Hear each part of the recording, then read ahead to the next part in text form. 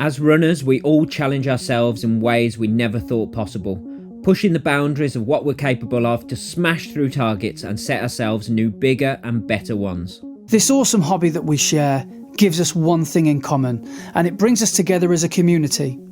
Whether you're working towards completing your first parkrun or you're a veteran of the sport who's run 100 ultra marathons, we all know the feeling of reaching that maxed out effort and our own red line. Welcome to our podcast, where your hosts Brett Elesmore and Andy Maguire discuss the struggles, the successes and everything in between on our running journeys, as we all work towards the next time we're running the red line.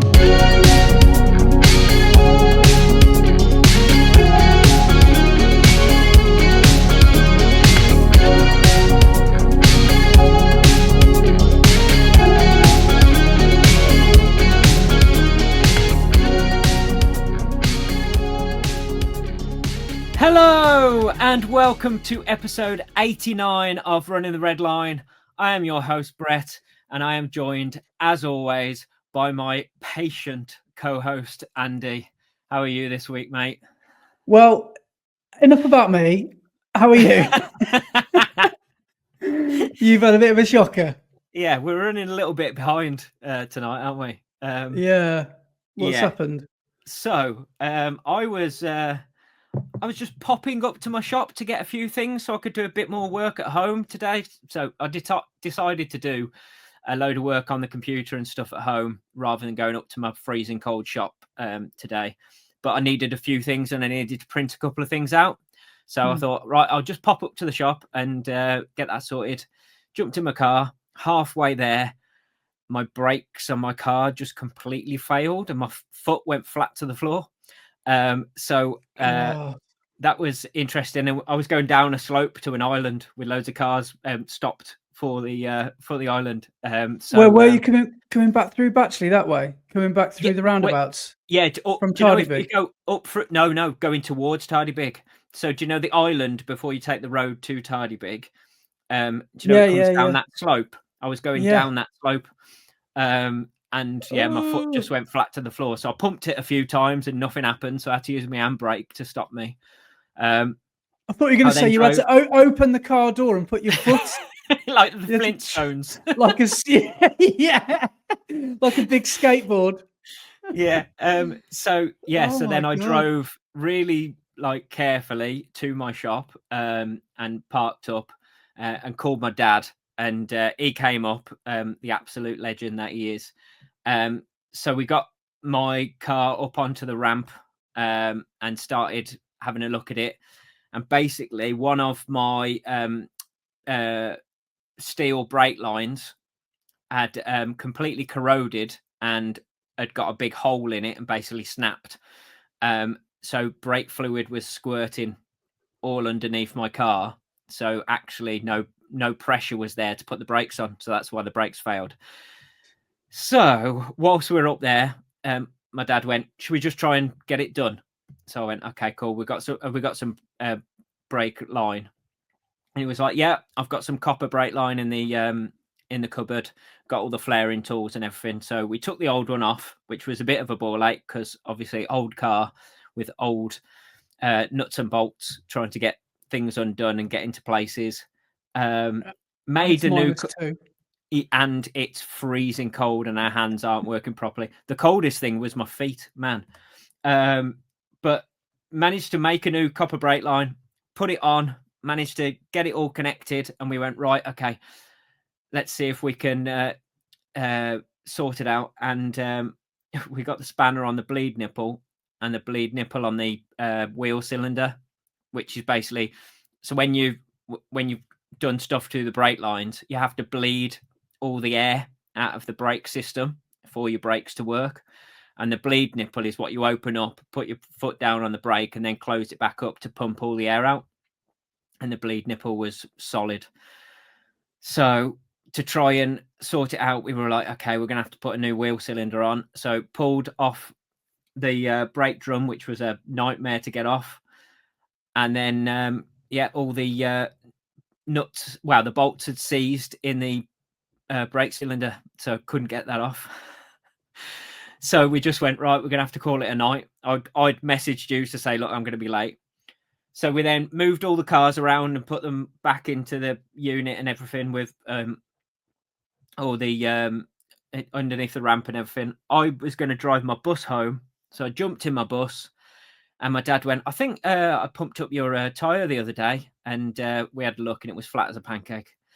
So I just went, sod this. So I just reversed my bus back up against the unit, and my dad took me home. And he's lent me his car, which was great. But then whilst I was at my mum and dad's, I checked my pockets and went, where's my wallet? What? Where's my wallet? So I've then just had to drive up to my shop quickly, have a look around all outside and all around my shop to try and find my wallet. And I eventually found it at home. Oh, I feel your pain. I feel your pain. I mean, that's not quite happened to me on that kind of level for a while, but I know that kind of annoyance. Well, the second part of your story, anyway. But yeah.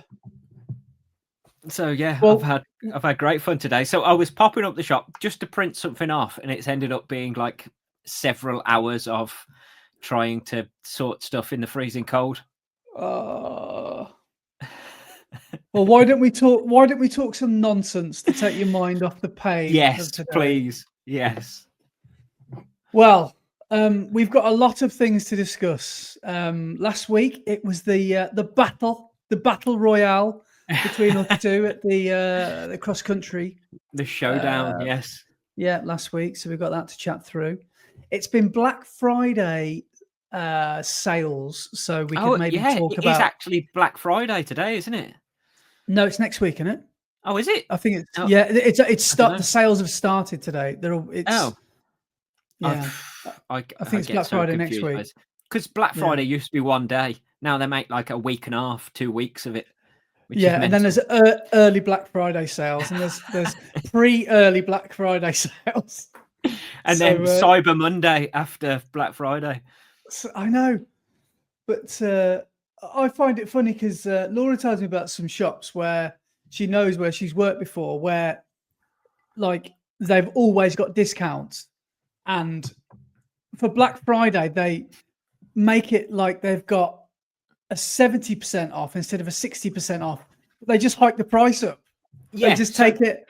So it's not a discount at all. Yeah. Yeah. If they change their price back to original for 1 week before the sale, they can say it was this price and now it's sale price. But yeah. There are some deals to be had though, because I'll just jump straight in. I've spent some dough this week. Oh, okay. Is that me, sir? Was that Bobes? Is that me, sir? No, it was me, sir. I've spent a bit of dough this week. So I've entered some races and I've bought some gear. What do you want to hear about first? So the races that you entered, are they Black Friday reduced price entries or just you've entered them because you've spent money? Actually, no, they've got nothing to do with Black Friday. I don't even know why I mentioned them, but we'll talk about them if you want. And so the other bit. You've just been spending money willy-nilly. Yeah, because it's Black Friday, I'm spending things that are not even discounted. Yeah.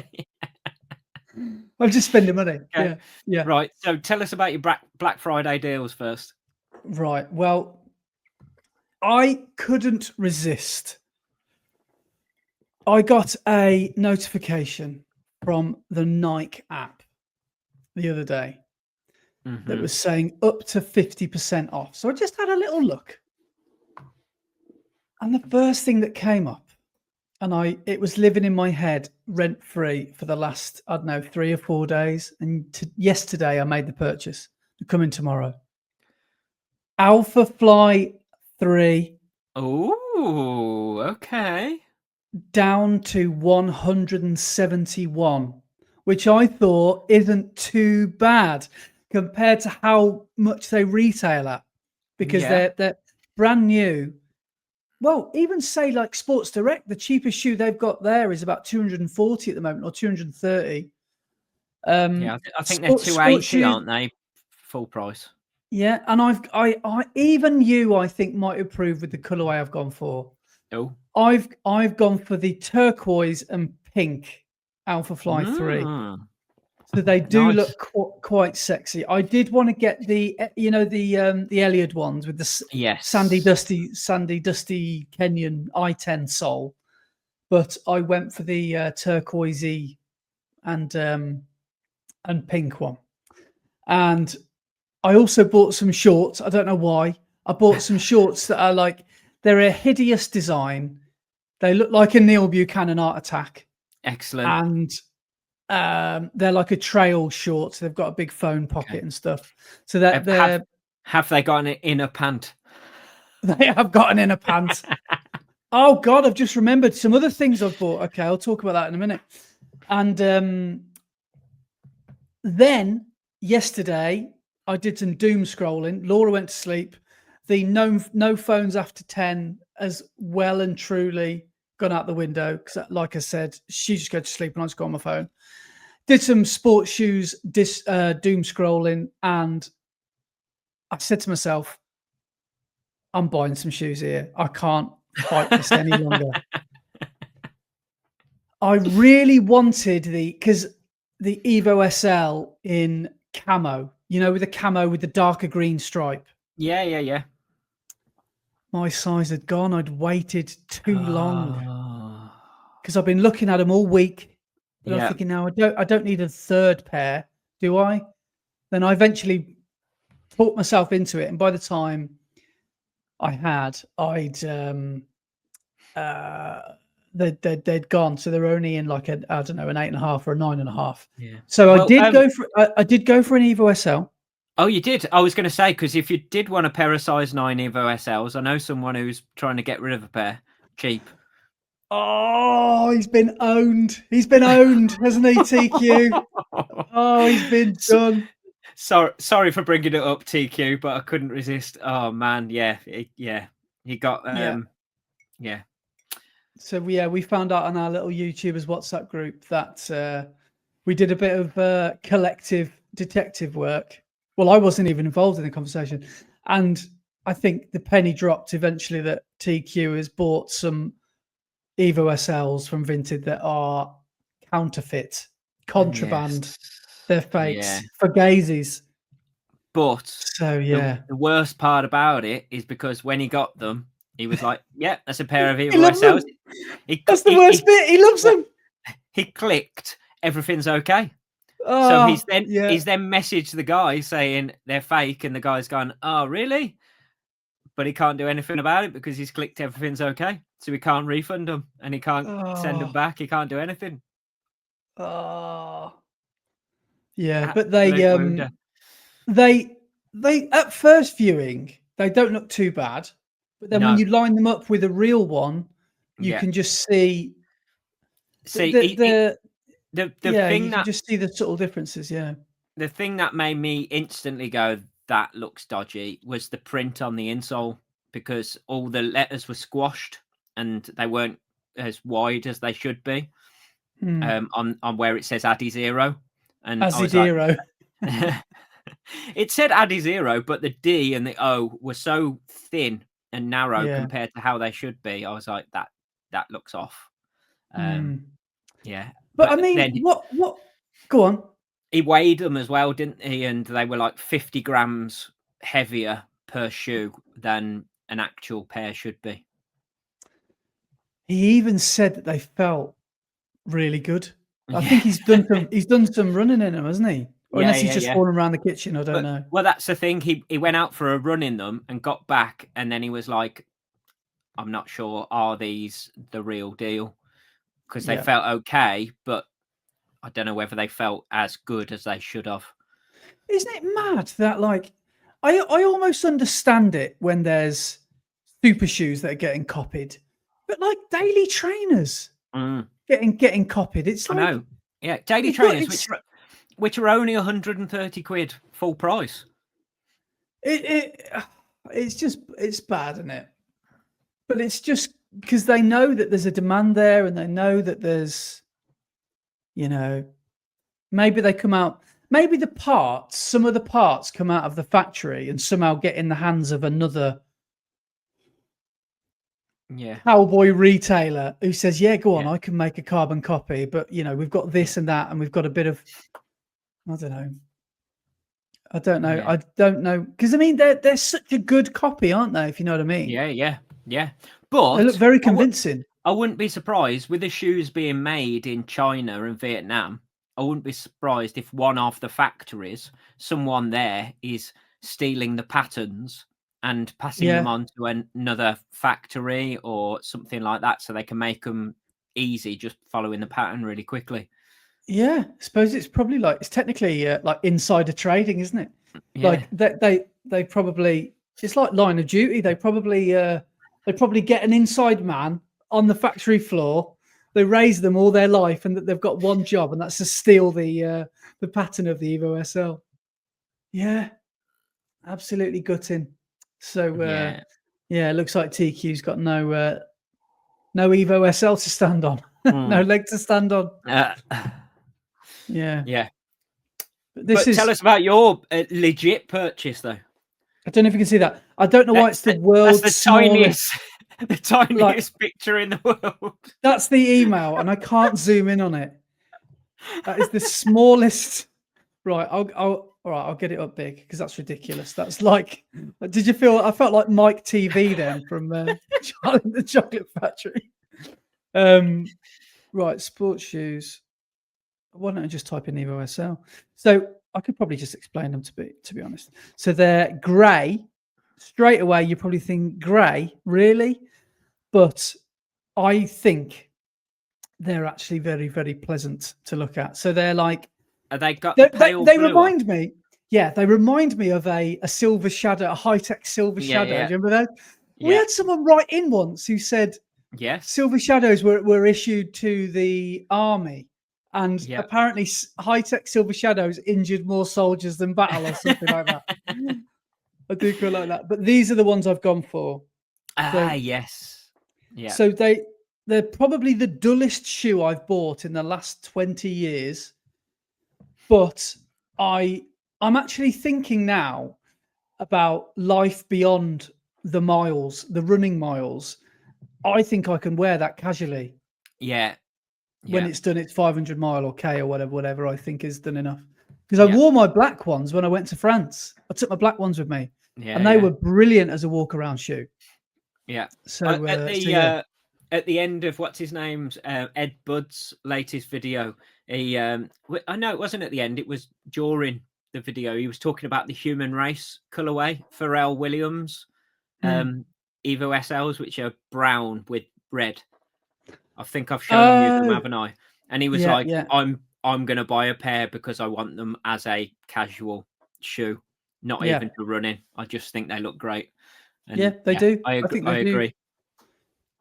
Maybe that's what TQ can do with his. Maybe he can just Yes. use them as a Yeah. walk around shoe. Yeah. Use them to go down the pub and shoot some pool.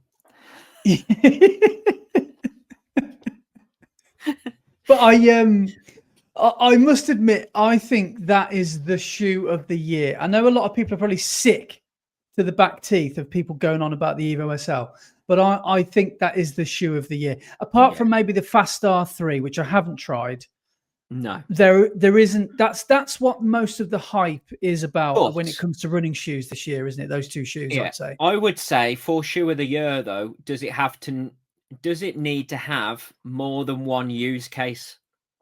No, I think it's whatever is most popular. Oh, Like okay. if you think about the demand on that Fast R3, it is mental, isn't it? Yeah, but there's going to be a demand on anything that they limit how many pairs they make. It was exactly the same with the Evo SL when that first came out. They limited Yeah, how many they were making, and the hype for it was massive. Now everybody loves them and can just buy them and yeah. everything, but the hype isn't as big as it was when they limited them.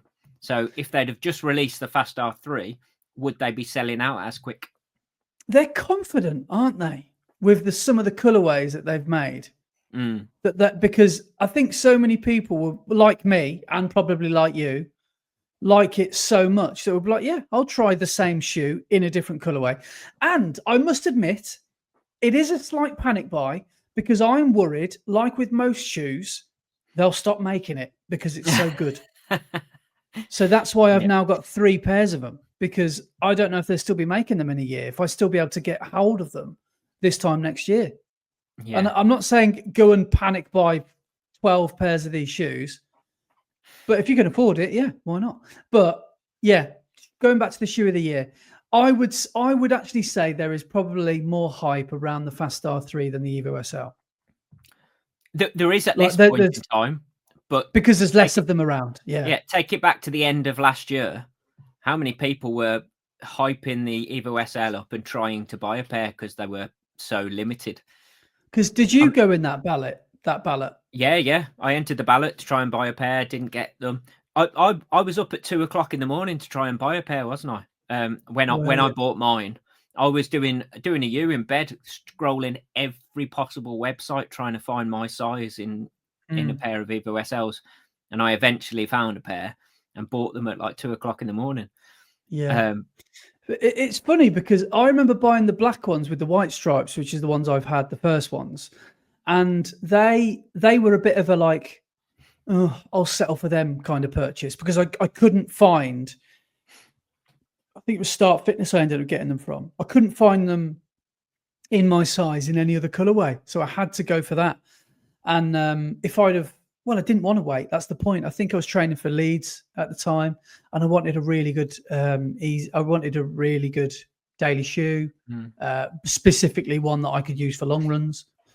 And I was like, I don't want to wait. Like, I want to get it now. So I was like, yeah, go on. I'll just have that colorway. And now you're spoilt for choice. There's literally about 15 colorways, isn't there? And the only one I really want is the one I can't find. Is that on Start Fitness? The one, Freddie's got them. I think they're black with fluorescent orange stripes, maybe. It's not the fruit salads that you've got. Yes. Yeah. The black with the orange stripes and the pink accents. Yeah. Yeah. They're the ones I really want, but I can't find them at the price I want to pay, really. So, so you can find them, just not cheap enough. basically, yeah, just a tight ass. That's what it comes down to. And yeah, but I am pleased. I've got another pair because I don't know how I'm going to use them. Just because I've started using my white pair with the gum sole. Terrible time of year to start using a white pair of shoes. Yeah, because they're just absolutely ruined after every run, especially when you're running over the muck spreaded, muck covered country lanes that I run over and run through and run on. But they're just a really, really good shoe. And so I think it's sometimes quite good to have. This is going to sound so like I've got too much money, but it's good to have the same pair of different different iterations of the same shoe alongside each other, because you can, how is the first run in a shoe going to feel to the same run 500 miles later? It's not going to be the same, is it? So yeah, using them alongside each other. And the one thing it's kind of cool, but again, it's kind of like you've got too much money, that I would really like to do is mix and match. Because I know you've done that with your Takumis, haven't you? So buy opposing colorways and mix and match the shoes. I would really genuinely like to do that. But no, I've never bought the same pair at the same time. Yeah. I did that with a pair of Takumis. I think I had about 30 mile in the one pair, and I bought a second pair, and I was like, I really want to swap them up. So I ran exactly 30 mile in the other pair. So they were both on the same mileage, and then swapped them over. Cool. That's pretty cool. So if you want to swap them back at any time. Yeah, I've got to make sure they've both done the same mileage. Oh no, you've got to run the same in the other pair now, haven't you? Yeah. Yeah. So how will you keep tabs on which which opposing pair is which? So the pair. So I've got a solar red pair and I can't remember what the name of the blue pair is, but there's a reddy orange pair and a blue pair, and whichever one is the right foot, that's the one that I've tracked on Strava. So the red pair is the Okay. red right foot and the blue left foot, and the Okay. blue pair is the blue right foot and the red left foot. Right. Okay. When was the last time you? I was going to say you obviously haven't worn them for a long time, but they've probably got quite a bit of life left then. Oh, they've got so much life left. Yeah. I'm Yeah. gonna. I'll find out. I think I've only done about 150 mile in both pairs. Probably Yeah. not even that.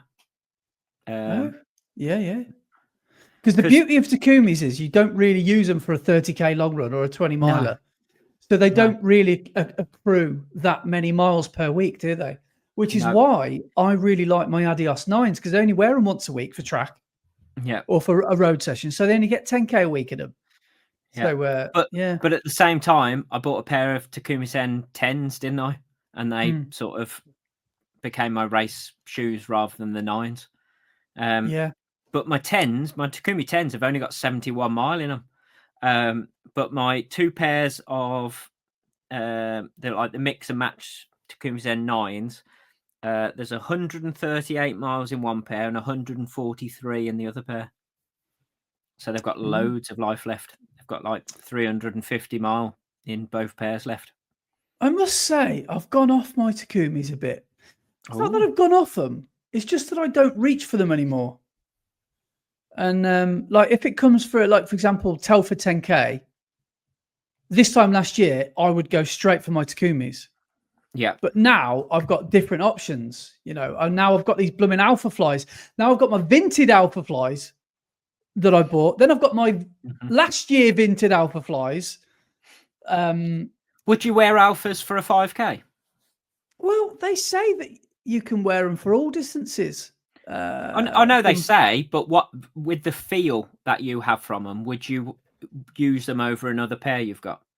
I well, I've got to try it because I've never tried basically fast top end stuff at my pace in alpha flies. So I do need to try it and see. But my only thing about alpha flies is, and this is alpha flies across the board, you can't. It must be so hard to overtake people. You can't be sneaky. You cannot be stealthy in them. And apparently, the Alpha Fly 3s are even louder than the Yeah. ones. So, Yeah, you won't be yeah, able to do Mr. Deeds waiter, will you? Sneaky, sneaky. I'll have to take them off when I'm trying to overtake someone and put them back on when I've overtook them. But yeah, I'll have to let you know. But then I've got obviously for Seville, I've got some good options now, and this might tie in nicely with. In fact, do you mind if I go straight to an email because I wanted to just Yeah. we've been asked a question. Okay. So I was just going to ask It's you about shoes. just quickly. Will this be the first marathon where you'll have a choice of shoes to decide on? Because normally you buy your race day shoes in advance and you go, "That's the shoes I'm racing in." Yeah. Is this the first time where you're going to get too close to the race and go, "I've got so many options, I haven't got a clue which ones to go with"? Basically, I'm so spoilt for choice at the moment. I've got too many pairs of shoes. I feel like what I should be like is Matt runs. I should just have two pairs of shoes. You always know where you are with two pairs of shoes. You've got an easy day and you've got a race, or you got faster stuff and easy stuff. I've just got I've got so many different pairs of shoes now. It's getting ridiculous. I'm not quite Mac Ashworth, but I'm No. getting there. Yeah. That lad is on a different level. Yeah. He's just bought two pairs of stuff for Endorphin the Speed endorphins. 5s. Yeah. And I Yeah. think he's had an absolute. I think he's been on Vinted, and I think he's had a Yes. load of. He's. Yeah. I think he's put an embargo on himself. I think he's had to delete the app again. Yeah. So I counted my boxes of shoes. I mean, some have reached the end of their life, so they have become wearing just around daily. But yeah, boxes wise, I think I've got 40, at least 40, maybe just over 40 boxes of running shoes. 40? Yeah. I didn't expect that. Yeah. Okay, I haven't got that many. I've probably got about 10 or 11, which is excessive. Yeah. I've got 2 pairs of Pro 4s, and the one pair have only done about 50 mile. You And the bought other 3 ones are pairs brand of new. trail shoes the other day. I've You haven't run on a trail for about 7 years. Adidas refunded me for one of the pairs, so I've only got 2. Did they? Which ones did you get rid of? No, they didn't send them out. I thought this when I bought them because it said 1 pair left in my size, so I bought them, and then they didn't send them out with the other pair, and I was like, okay, I don't know whether they've got it listed on the website that they're there, but they're not. They can't find them in the warehouse, and a week later they refunded me and said, sorry, we've had to cancel your order. So yeah. So obviously they couldn't find them. So it was the pink pair of their speeds. So is someone from blooming someone in the warehouse has just took them to his mate, and they to copy them to put them on Temu, to put them on Vinted. Brilliant. Go on then. Let's hear this email. So this is from one of our Australian correspondents who's no stranger to writing in. Excellent. It's Amelia. Amelia. Oh, mate. She said, hi, Brett and Andy. I actually thought it would be a short email this time. I guess I was wrong. Special guest. She says she's even put subheaders in the email. It's not that long. For Amelia's standards, this is quite short. She's put, I'm loving all the special guests that you've been having on the pod recently. It was really interesting to hear Mac's experience with the Runner app. And it meant a lot to hear Matt talk about women running at night. I want to touch on the latter a bit more, plus some bonus shoes news-ish. Ooh. Night running. Whilst I feel confident in my ability to outrun some of the guys, running at night is not a risk that I'm willing to take. I've been thinking of joining a local athletics club, but my work schedule is too unpredictable to commit. My outside runs are always during the day, and for any early morning or late night runs, I have my trusty treadmill in the garage. I just hope that the rising levels of crime don't take daylight running from us. Oh. Then she has shoes news-ish. Do you remember the story about how my beloved Asics stabbed me in the back? Yeah, the Nova Blasts. With their 5th edition of the Nova Blast shoes, when they screwed up my metatarsals. I'm half joking. My feet are probably half the problem here. Anyway, after I picked up the SL2s and after close to 800 kms in them, I think I'm slowly getting converted to the Adidas family. I'm not there yet, since it was the Alpha Fly 3s that finally got me to a sub 320 in the marathon.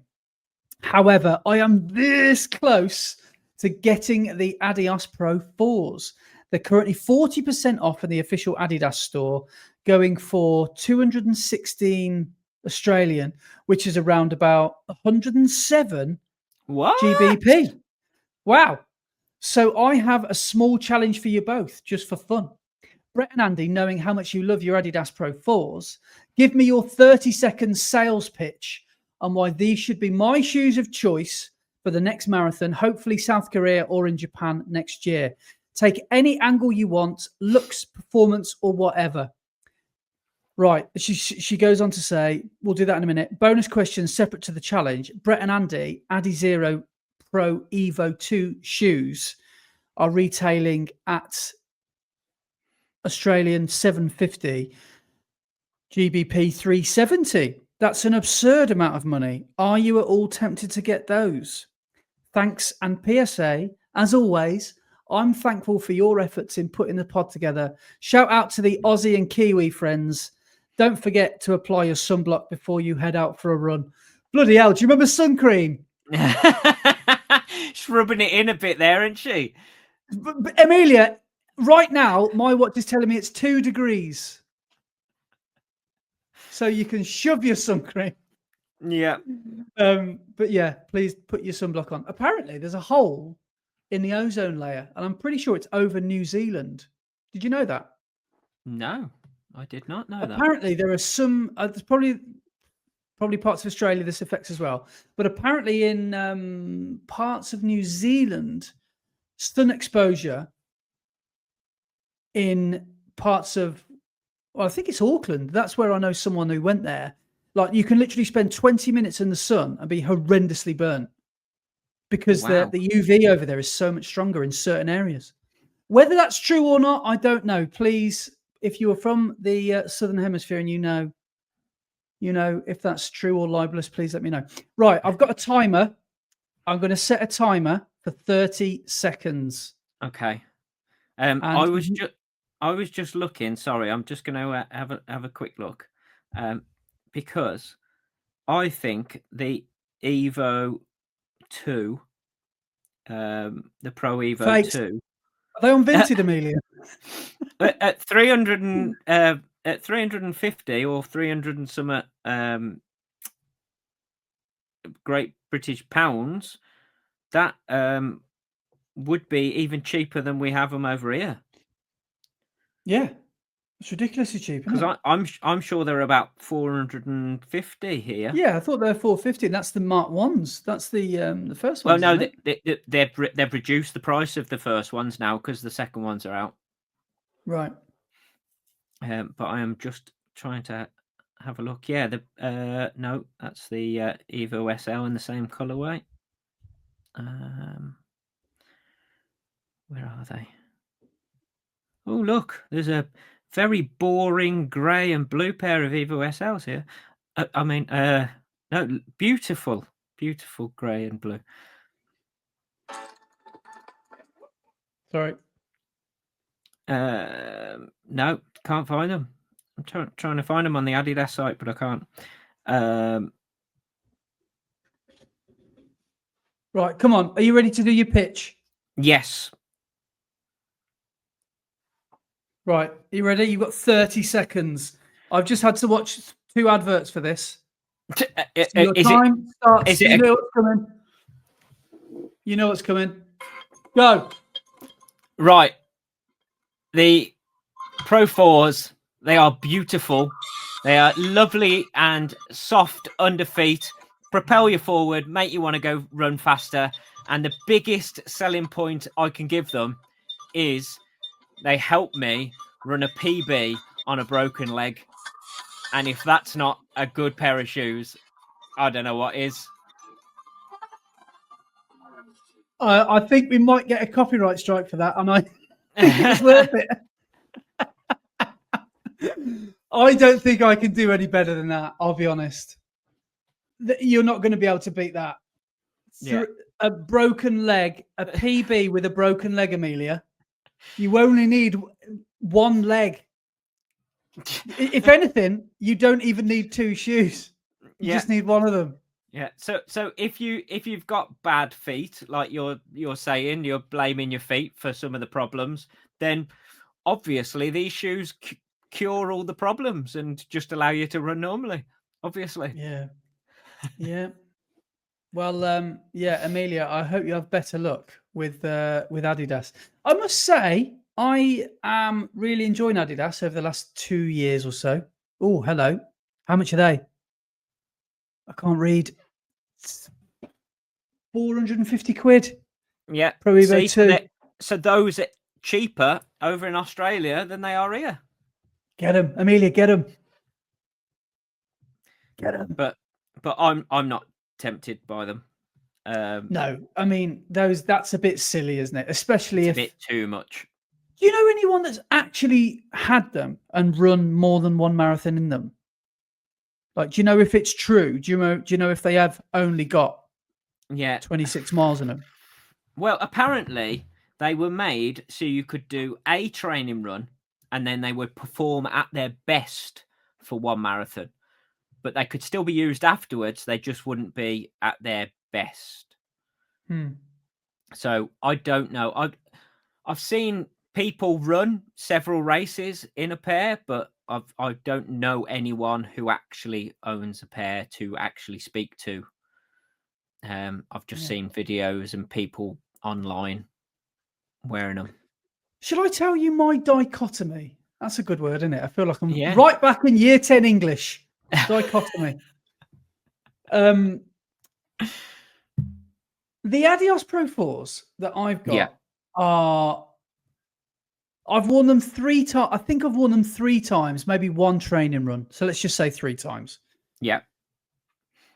One of them, I ran let's just call it a season's best, my second fastest ever 5K, fastest I've ever run this year. The other 2 times I've run a PB in them. But I must confess, I didn't find them that comfortable. Oh. When I ran over 5K in them, so the 10K and a half, I felt a pinching between my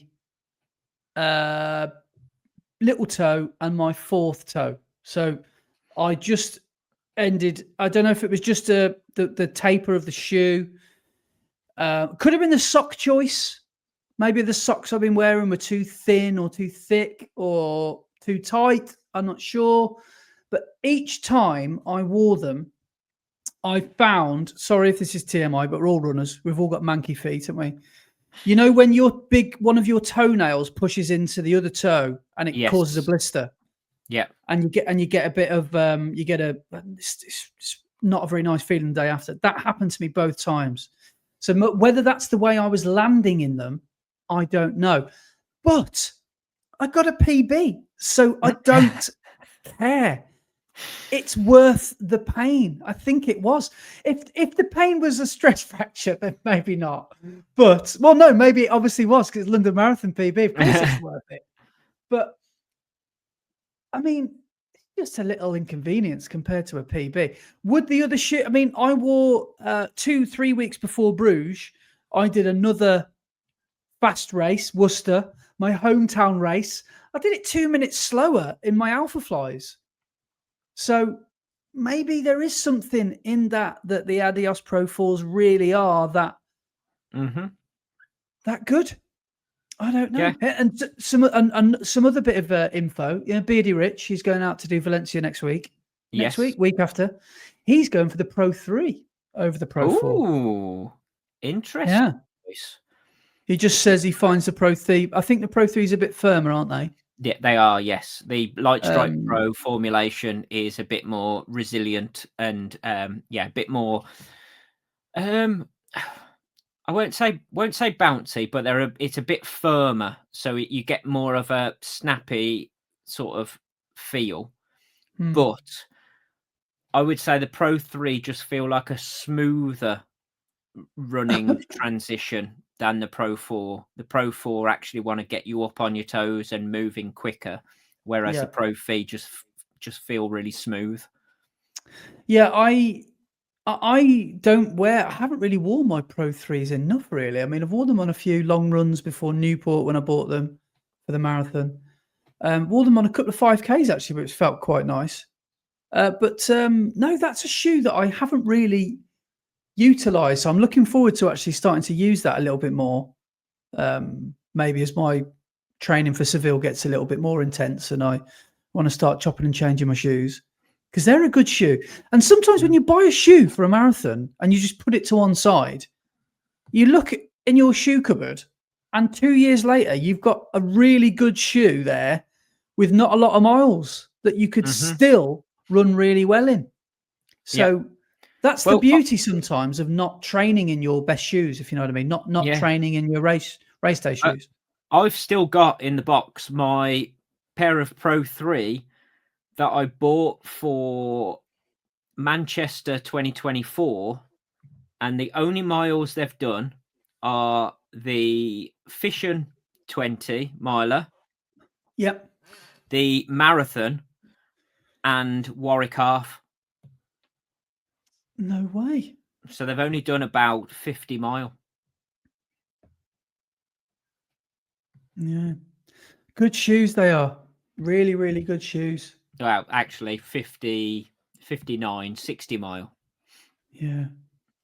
Yeah, it's pretty good though, isn't it? It's a nice feeling to know that you've got some basically brand new shoes. Yeah. Ready to go in one of your 400 boxes of shoes. Yeah. But the Pro 4s, Yeah, I like them. They fit tighter than the Pro 3 as well. The Pro 3, there's a lot more room in the toe box. Yeah. They hold you really nice and tight around the middle of the foot and Yeah. around the heel, like in the heel cup.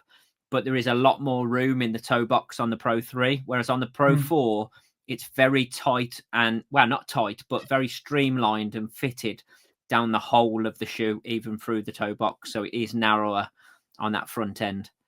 Yeah. So that might be something that people, find good or bad. I know we haven't talked about it for half an hour, but going back to those Alphafly 3s that I've just bought, I've just read. I watched somebody's video who said they think it's maybe it's not noticeable, but one thing you feel when you put the Alphafly 1s on is you really do feel the pinch of the arch. Like, you do feel it. And apparently the 2 was a little bit overpronounced, and that's why a lot of people hated it.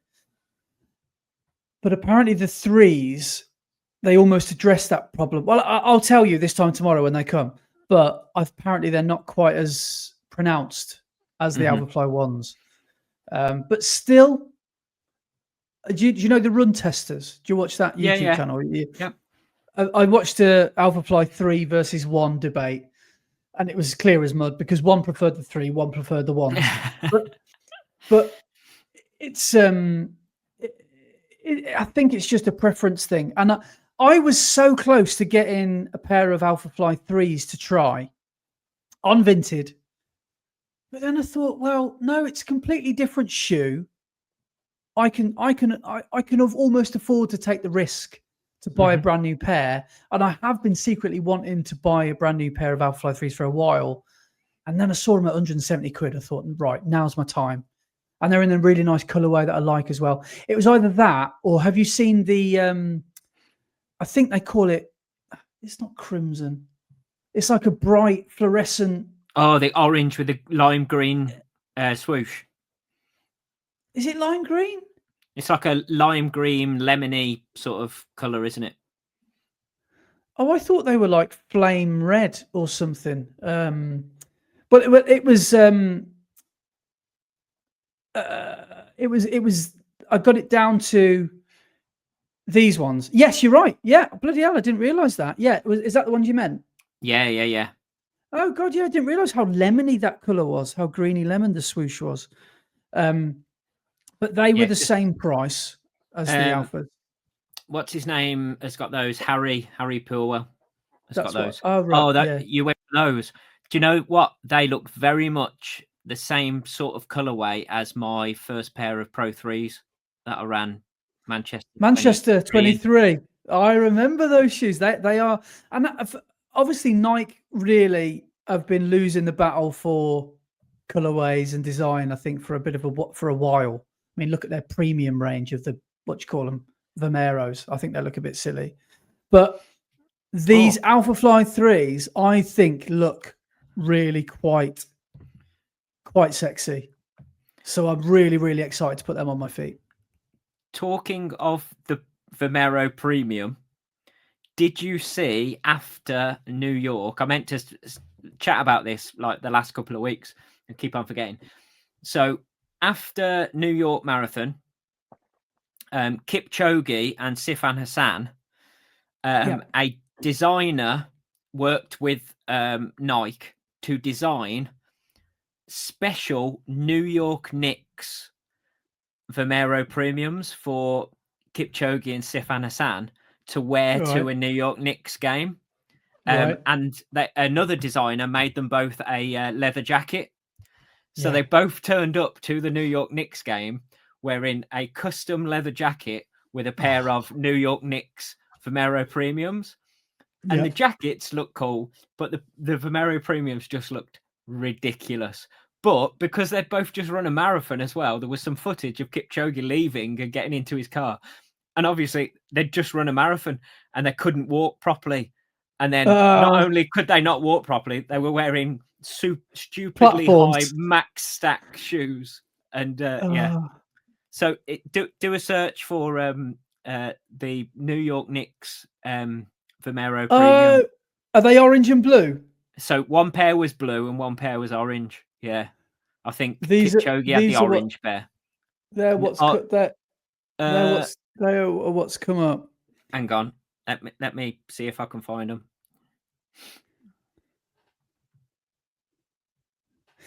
Yeah, I mean, maybe I'm being a bit harsh on them. They do look quite cool, but they're so chunky. They're so big. They're unnecessarily big, aren't they? Yeah. I don't know. I don't know if I don't think I'll ever spend the dosh. I mean, let me just type them in on. I'll just go on the Nike website and see what they how much they're going for at the moment. I bet there's no deal on them. Right, Vomero Premium. Vomero Premium. I think they're about full price, 209 quid. And they're in two colorways for men. The original, which is white with the orange bubble, or like a melon, subtle melon sort of color with the green air bubble. Yeah, they're not the best, are they? No. 210 quid. Yeah. So those were the ones for Yeah. Kipchoge, Yeah. and those were the ones for Sifana-san. I mean, they are cool, aren't they? And then that Blue and was orange. the custom leather jacket. Oh, that's pretty cool. But yeah, they must have looked like And there they were some must. really cool little things like the Dutch flag and the Ethiopian flag for Ace.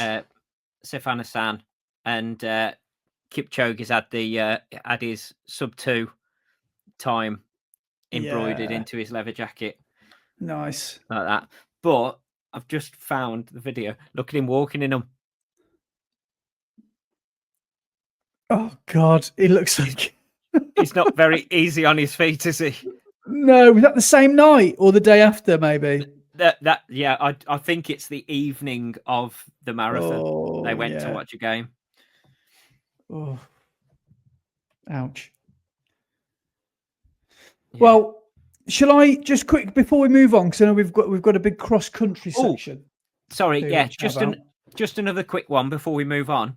What do you think of the new Evo SL? ARC or something. What are they called? There's the ATR, which are the all-terrain ATR. ones. So they've got a light trail sole on the bottom, and they've got a different constructed upper, obviously for going off road and worse weather. But then there's also the Evo SL EXO. I don't know what you think about them, which are these ones. Completely missed the launch of these. I don't know what they are. What are they? Are they the same shoe but different colorways? What? Apparently, I've heard it's exactly the same midsole and sole, but the upper they've changed to be more breathable, which I'm not sure the Evo SL needed to be more breathable. No, I don't know why. So yeah, so they've changed the upper for that, but it changes the look of the shoe completely, doesn't it? Yeah.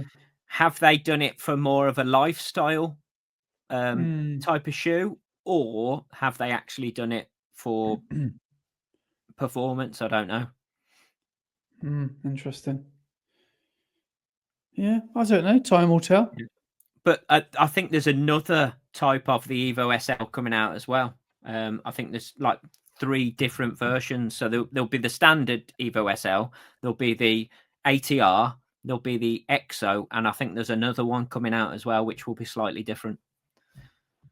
Right. So yeah, probably end up getting them all. Yeah. Yeah. But might as well just face the truth. I don't know how I'd feel running in those on trail with the ATRs. I don't know how I'd feel with that soft, spongy midsole out on the trails. It's a certain kind of trail, isn't it, that you'd it would work for, I guess. Obviously, don't know if it would benefit from going on the mud and the grass, would it? So it'd have to be hard packed gravelly stuff. Yeah. I don't know. Yeah. I don't know. Can I tell you about my races? Yes. Let's go for it. Right. I booked 3 races in the last 24 hours. I completely lost the plot. Wow. The first one is one that I've wanted to do for a long time. And I've seen Marm's video for the last few years, and I quite fancy it. The Iron Bridge Half. So I've signed up to that. That's not even in Iron Bridge. That makes me laugh. It starts and finishes in Telford, but they call it the Iron Bridge Half because it runs over the Iron Bridge. Yeah, because you run over it. Yeah, okay, brilliant. Yeah, it's just marketing brilliant, isn't it? Marketing 101, that is. If we call it the Telford Half Marathon, no one will do it. But the Iron Bridge Half, yeah, everyone wants to do that. But that looks like a good one. Apparently, there's a couple of whoppers of some hills, which I'm looking forward to. And of course, the Iron Bridge itself. And I think it starts and finishes on the Silken Way or in Telford Town Park, maybe. I think that's where it starts, which is where the Telford 10K is, I think. Another one I booked, which was a sort of I don't know what to call this. I don't really know why I've booked it. It's a week on Sunday. It's a local race, which will require the trail shoes. A local race for local people. Yeah, and it's probably one that you've heard of. It's a 5-miler. They also have a summer race, but this is the winter edition. Okay. I'm doing the Bumble Bimble. Oh, are you? Amazing. Yes. So amazing. I've got no idea why I signed up for it. And it's 8K, 5 miles. It's 25 quid. It's £5 a mile. So it better be good. Because it's run by the same people who have taken over Timberhonga 10K. Yeah. To be fair, I was only kidding. They do seem like really nice people. So I chatted to them afterwards at the Lindsay and I can't remember the other fella's name. Who run the events company. They seem really nice. Yeah. Orbit Events, isn't it? Yeah, that's it. Yeah. Orbit, yeah. And so there's a couple of local folk that I know that are going down there who are going to be there. So looking forward to that. And you can even run with a dog. So if Daisy's if Daisy's misbehaving that day, then I'll take her with her. She'll wish she hadn't misbehaved then.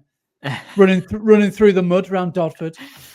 Yeah. And the last one I've booked. Now this is a impulsive purchase, and 2026 I am just having as I want to do some hard races kind of year, rather than train for months on end for one race. I'm just going to say yes to as many races as I can without going bankrupt. And I have booked a cult race, shall we say, that not many people will have heard of, but it's getting more and more popular. I booked today on Escape from Meriden, which I am so excited for. So some people might remember that a year ago, we had an email from Dan Neal who wrote in. And he told us about the race that he'd done. I think he did it as a pair. I think he did it with a mate. And the idea is, because I'd never heard of it before Dan mentioned it, Meriden is the furthest place. Yeah. Meriden is, I think, the furthest place away from the sea in the UK. I think that's right. Yeah. Yeah, it's right in the centre of the UK's, or England. It's one of the two. But this gets even better because the event starts at midnight on Friday, the 13th of November. Oh, what amazing! Yeah, and the idea it happened like a couple of weeks ago, didn't it? Yeah. Apparently, they did it as a 48-hour special because it was like a bumper anniversary for them. But so it's back to 24 hours next year, and you've got 24 hours to get as far as you can from Meriden on foot. So you can have all the crew you want, you can plan all the routes you want. And I don't know how far. If I'm honest, I would love a go at 100 miles. I would love to try and see Yeah. if I can get that I far. was going to But it's say, how far do you think in 24 hours is yeah. so yeah, I really like the idea of a race, but everyone just mass dispersing in all different directions. Some people go Yeah. up towards Scotland, some people go down to Yeah. Kent, and like across to Wales or Norfolk. You know, you can go any Yeah. direction. So I want to know, right, with this race, because everybody goes off in different directions and you've got a tracker on you so they can track how far you've gone. Yeah, How do they get the trackers back afterwards? I think you mail it. I think you have to. I think you get a hopefully a free post um, stamped envelope, because I don't know. I'm not paying for it tracked though. I can do that themselves. Royal Mail, yeah, second class will be fine, thank you. No, I'm not paying signed. I'm not doing a tracked. But I think you get it in the mail and you send it back. I think that's how you do it. I could be wrong, but Okay. unless Okay. the Crow, the organizer of the race is called the Crow. Yes. Maybe the Crow visits everyone's house. I don't know. Yeah. But, I think Dylan Gould from Redditch, who has done lots and lots of crazy ultras yeah, over the years. I think he did it this year. yeah. But yeah. So have you, I know you've only just booked it, but have you started thinking and making plans of what direction you're going to go in? Well, it makes sense to go past my house, doesn't it? Towards it, because there's no point going to Norfolk. So, Laura, can you come and pick me up? Yeah, there's no. Where are you? I'm in Glasgow. There's no fucking way you're going to Norfolk. I would bloody love if I can get to Norfolk. That'd be good, wouldn't it? Norfolk in where? But yeah, I don't know. I think it would make sense to go as close to I can to home, and then seeing how much further I can get. So yeah, I don't know. I mean, Meriden to Worcester direction there would be South Wales, wouldn't it? If I wanted to keep going in a straight line. Yeah. Meriden to Worcester is probably about how far is Cove from here? Like 50 miles or something. So yeah, this is probably about the halfway point. Is it completely self-supported? Yeah. So apparently, what a lot of people do to get through the first night is just try and find as many 24-hour garages as they can. You know, as that's their tuck shops, or wherever there's like a seedy diner on the side of the A1 that's also a sex shop or something like that. One of those dodgy ones on the A1. Yeah. So, do you think you're going to go how the crow flies, or are you going to find a road or a lane or a path and follow that? Well, do you watch GeoWizard, or are you aware of GeoWizard, the YouTuber? Is that the guy who, like, they give him a picture of a place and then he finds it?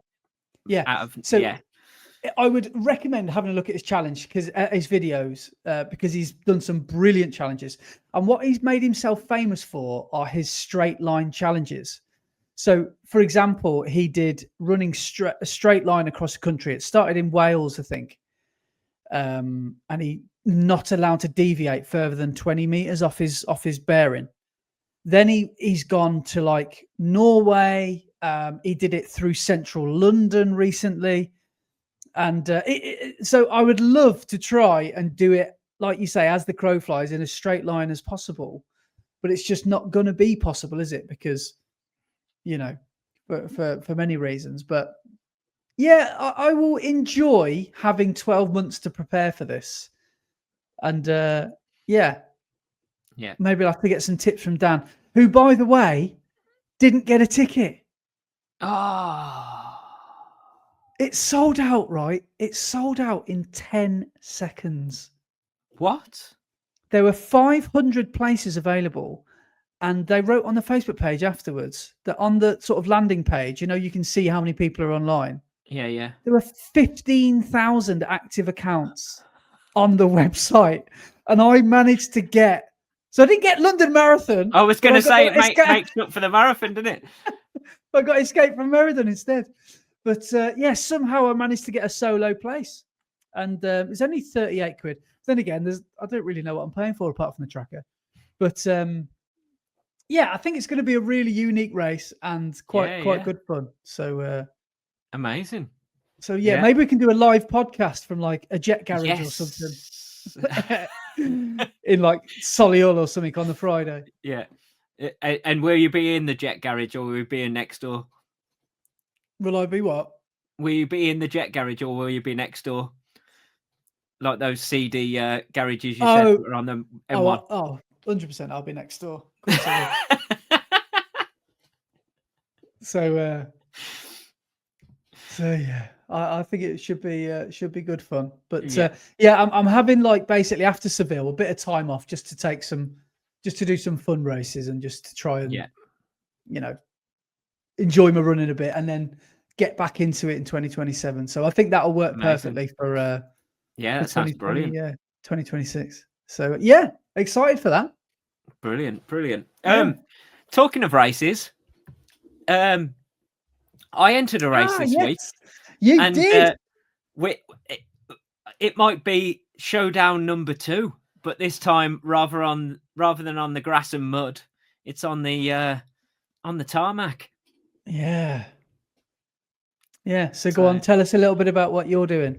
So I managed to get a place at the Telford 10K this week. Nice. And I am joining you in wave 3. Good. Amazing. So we're both gonna try and run our socks off to try and not come last. Yeah, because basically. What's the sort of I bought it from someone who's a really fast runner and I didn't really take that into consideration. He's like, I've got a place at Telford. You can have my place. So wave 3 is for anyone between 36 and 41 minutes. My PB is 40:32. So I don't think I'll be up the front, but it's going to be a fast start. What wave were you in last year? 1? Wave 1, yeah. You and Phil Sessamon, wasn't it? Yeah. TQ and Phil Sessamon. I was so scared I was going to come last in that wave last year, but no, it was all right in the end. It was okay. But you PB, didn't you? Did you do 35 something? 35:41. I think I ran. Yeah. I think that's right. Anyway, hang on. 35:41.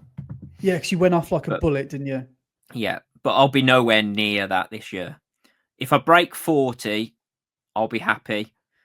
Any more than that is a massive bonus. So, well, on last week's evidence, I think you'll be coming home with. I think you'll honestly, because it's still in 3 weeks' time, is it? I think it's about 3 weeks. I'm going to write down right now. What day is it? The 21st of the 11th. A prediction of what Brett will run. Because when is it, Telford? It is the 14th, isn't it? Yeah. So it's 3 weeks on Sunday. So it's 3 weeks away, yeah. Right, I've got a time. Okay. You can write down what you think I'll run as well. I've got a gig the night before though, so I might be quite tired. Really? Oh, yeah. Okay. And do you know what I haven't considered as well? Last year when I filmed it and you ran, I wouldn't say it was mild, but it wasn't like as cold as it is at the moment, is it? It was like probably about 6 degrees or something. It was actually almost what we'd probably say is quite good running conditions, I think.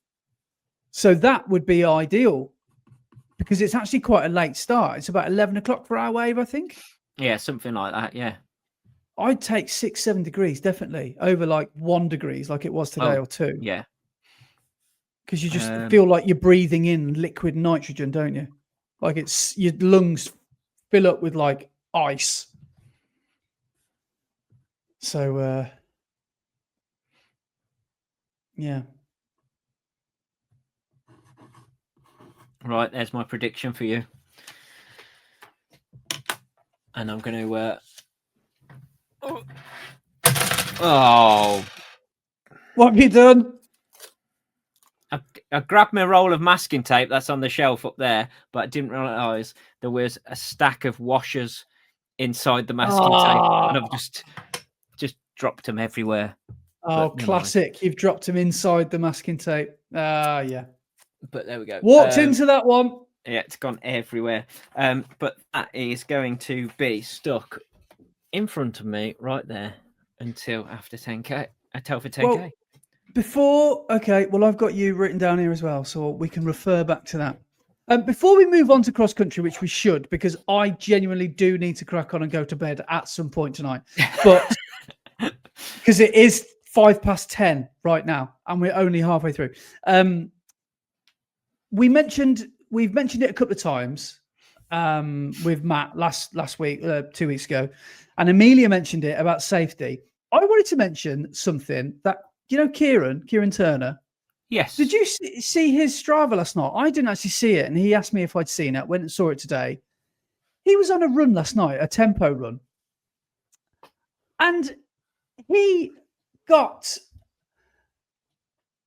I don't really know what the term is. We'll have to get his written account of it. Basically, he said he was running down a dark road and a bloke who was wearing like a parka, like a hoodie with a big hood sort of thing, like a big guy. So it wasn't, it wasn't a kid.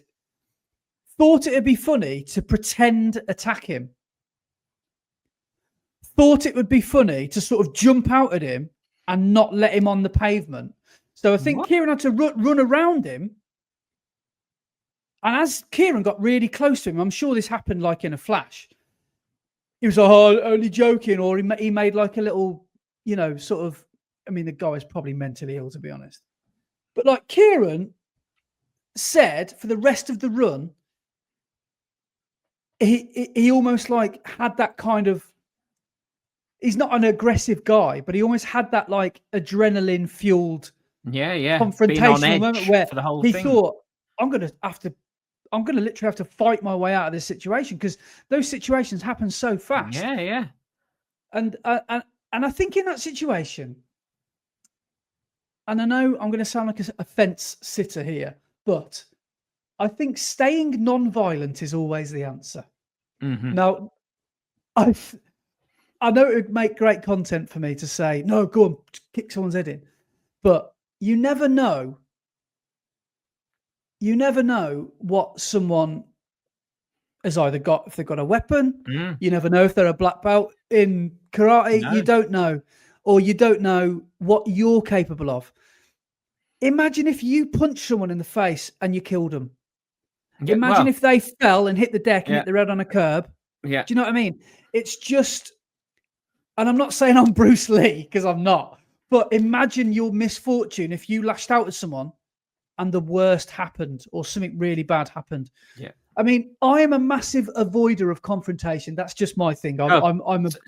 Same here. If I can avoid it, I will. Yeah. I'm the least violent person ever. I don't think I've ever punched anyone in my life, other than my sister when I was little, punching her in the arm.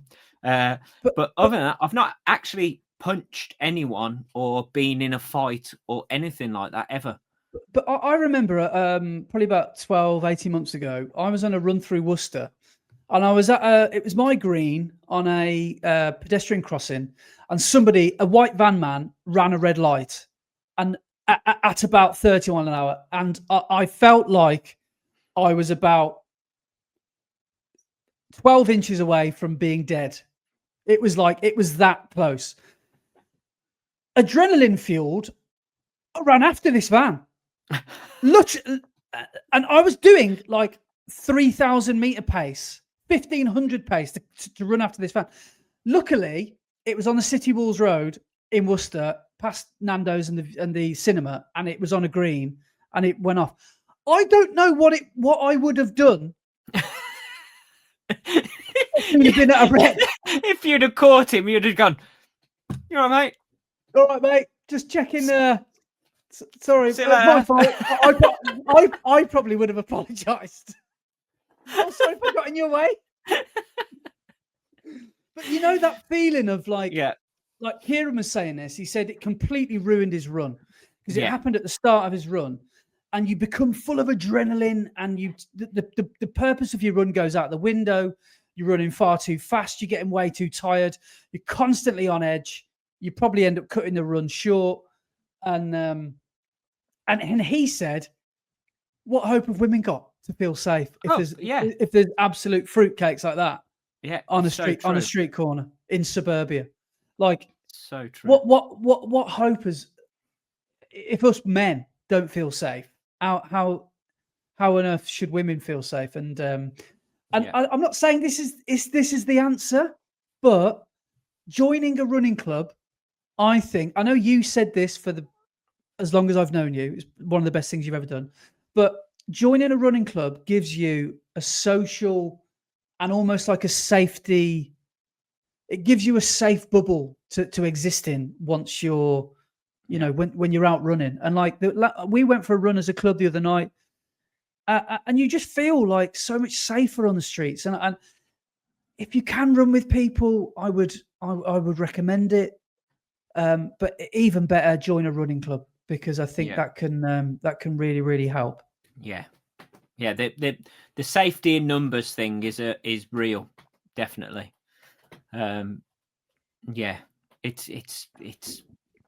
It's a crazy world out there sometimes, isn't it? Just a small little thing and a moment just like that can change the way you feel and the way you look at things completely. Yeah, but I think Kieran told him he could Norfolk off as he ran past him. Yeah, I think that's what he said. Yeah. So but shout out to you, Kieran. I hope you're okay, mate, and I hope that hasn't skewed your confidence, or maybe you might want to avoid that route. But knowing Kieran, he's probably gone. He's probably doing loops. Yeah. Hopefully Kieran doesn't turn into the village mental case running with a baseball bat. Yeah. I've just thought about this on a lighter note. I said I've never been in a fight in my life. When I was no, it wasn't that long ago. It was only about, I don't know, probably about 10, maybe 15 years ago. We all went out in Birmingham to the academy to Subculture, and we came out, and there was a chippy just around the corner, and we were all getting our food and everything.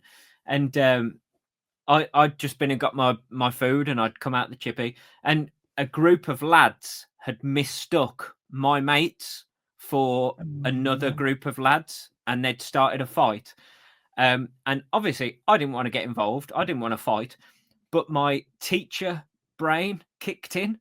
So I went over and told them off with a sausage and stopped the fight, and they stopped fighting. Brilliant. Just pointed a sausage at them, gave them a dressing down, and the fight stopped. Oh, wow. I thought that was, I enjoyed that. Don't mess with Brett's big pork sausage. But there we go. We've got his meat out. Yeah. Well, there you go. So anyway, shall we move on to the main event? What everyone's waiting for? Yes. Let's do it. Cross country. There is a bonus episode coming, isn't there? But I've been working on it, and I've been slowly getting through it because it's been a bit of a busy week at work for me, so I haven't actually had enough time to spend on it. But there will be a bonus episode of the cross country. Shout out to Pete Ball from BNR, because he wasn't running because he rolled his ankle a few weeks back, and his ankle isn't quite the normal size it should be. Let's say that. So he wasn't running, but he's our cross country captain. But I basically went up to him and went, "Pete, as you're not running, here's a camera. Do you want to point this at us and film some footage?" So he was great, and he's probably like, "Oh God, please don't ask me, please." Yeah, go on, I can do that for you. Oh, for God's sake. Yeah. Well, cheers, Pete. Nice one. We did get some really good footage of the race, and so. Quick intro for it then. So it was at Newbold Common, which is over in Leamington Spa, and it was the first fixture for divisions 1, 2, and 3 for the men and women in the Birmingham League. That's right, isn't it? Yes. And it was actually a centenary year race. So it's 100 years of the Birmingham League. And they had a bit of a celebration of it being the first race. So we were actually, well, I say the race was on Midlands Today, on the news. Oh, I never watched that. I saw on the Facebook group or something, someone shared something that they Midlands Today had said. Because they were there filming. Yeah, they were there filming, and they just had a few little clips of the race and interviewed the organizer. Brilliant. Well, I was there in a club capacity, as was Brett. So I was racing for Worcester AC, Brett for B&R. And although we were in different divisions, we thought we'd have it as a little grudge match, because as Brett kept saying, "You're in good shape. Oh, I'm so injured. Oh, I've been injured. Oh, me hernia." Rubbish, nonsense. He absolutely smashed me. Unbelievable. You should be in wave 1 in Telford. Wave 3. You'll probably win it. You'll probably win wave 3. No, I think it's just I am stubborn, and I will hurt myself in a race. But I did spend the whole race looking over my shoulder or being nervous every time I saw a flash of yellow. Yeah. Every time I saw a flash of yellow, I was like, "It's Andy. It's Andy."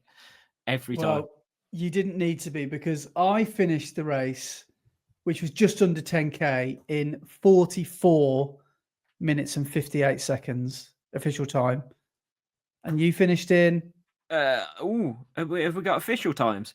31 something? 31? 41? Oh, so you know what I mean. Sorry. 41 something. Sorry. You were like, because we had an email from the club secretary straight away. From the division. Yes, with the what's called, yes, but it was the chip timing from the chip timing company, wasn't it? I've just remembered. Yes, we have got official times, because we've got what's called actual proper results from the race now, so you can see what position you were in as well. Oh right, yeah, I know that, because I came. Yeah, I don't think I was. I think I thought I would have finished a bit further up the field than I did. I finished about 170th out of about 250. In Division 1, there was 297, and I finished 188th in 41:31. Yeah, that's a very good performance, because you're in a very high standard of race. Yeah, well, we were all in the same race, mate. But your division, I mean, is quite a fast field, isn't it? Yeah, very. And I could probably check. I could probably find the link now, but it's going to take me a while. But I finished about 160th, I think. You were. What did you run? 44:58. There you are, Andy Maguire, 167th out of 260. Yeah. So. Yeah, middle of the pack. That's good. But Worcester AC A team, you were second. So if you keep that up for the rest of the year. Who won? Cheltenham. Cheltenham. No, Luga Baruga students. Oh yeah, but that's not a surprise. That's not a surprise, because they came first, second, third, fourth, sixth, and eighth. What a joke! They probably only had about those 5 people as well, didn't they? That was their.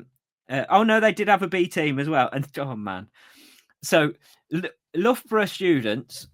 They were the team that last year in Division 1 only put out 2 runners for one of the races. And because they didn't field a full team, they instantly got relegated. Wow.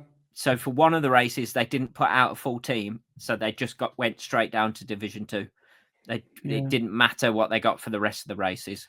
But yeah, their B team came 12th, 13th, 21st, 22nd, 26th, and 31st. That's just a joke, isn't it? I came. So the almost the slowest on the team came 31st overall. Is that what you said? Out of the two A and B team, yeah, 31st was That's the ridiculous. slowest out of the 12. Yeah. Yeah, there was probably, I don't know, 15 or 18 that did it for Worcester. I came penultimate last. You scored for Worcester B team. I don't really know what that means. Doesn't everybody score? Well, everybody scores, but you have an A team, which is your first 6 runners past the finish. Then your second 6 runners is your B team. So we must have had 12 people then. Well, you had 12 at least, but you probably had more than 12. But only the first 12 become scoring. Was I 6th scorer, or do you not know that? No, you were 5th scorer out of the B team. Oh, we must have had 12 then, because there was only one guy behind me. He was called Frank, I think. Yeah. Are you sure? Pretty sure. Yeah, there was one guy behind me. Because Frank, I looked at Frank Tolter or Tota? Yeah. I'm sure he did about 47 minutes. 47, 43. Yeah. Okay.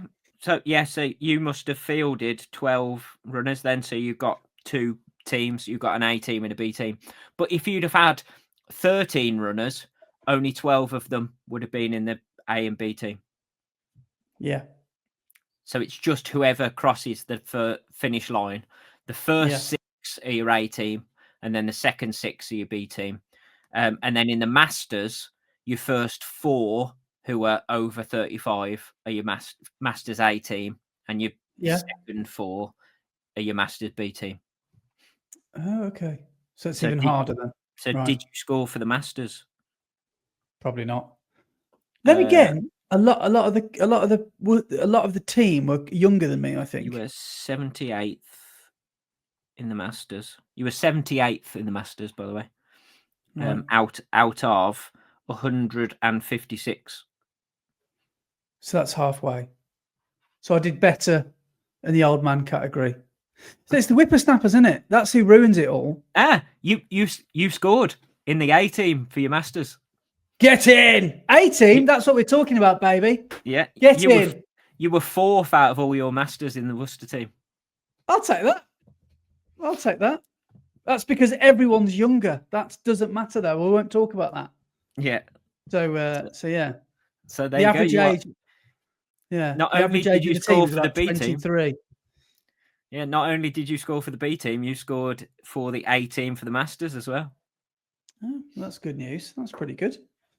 Yeah. I'm looking forward to the next. Well, should we just talk quickly about the actual race? I'll tell you about it from my point of view, and then you can tell me about it from yours. So when we lined up on the start, and I'd never seen anything like it. It was the closest I've been to this is Bushy Parkrun. Yes. When we did the 6,000 of us started and tried to sprint for position. Yeah. But how many do you reckon there was on the start line? About 700? There was just over 700 in the race, yeah. Right. Yeah. So you said it's going to be a fast start. It's well within your interest to start quickly. Then I've got other people saying to me, be careful you don't start too fast because this course is a long way to go, which I understand, but I just thought, right, I've got a decision to make here really quickly.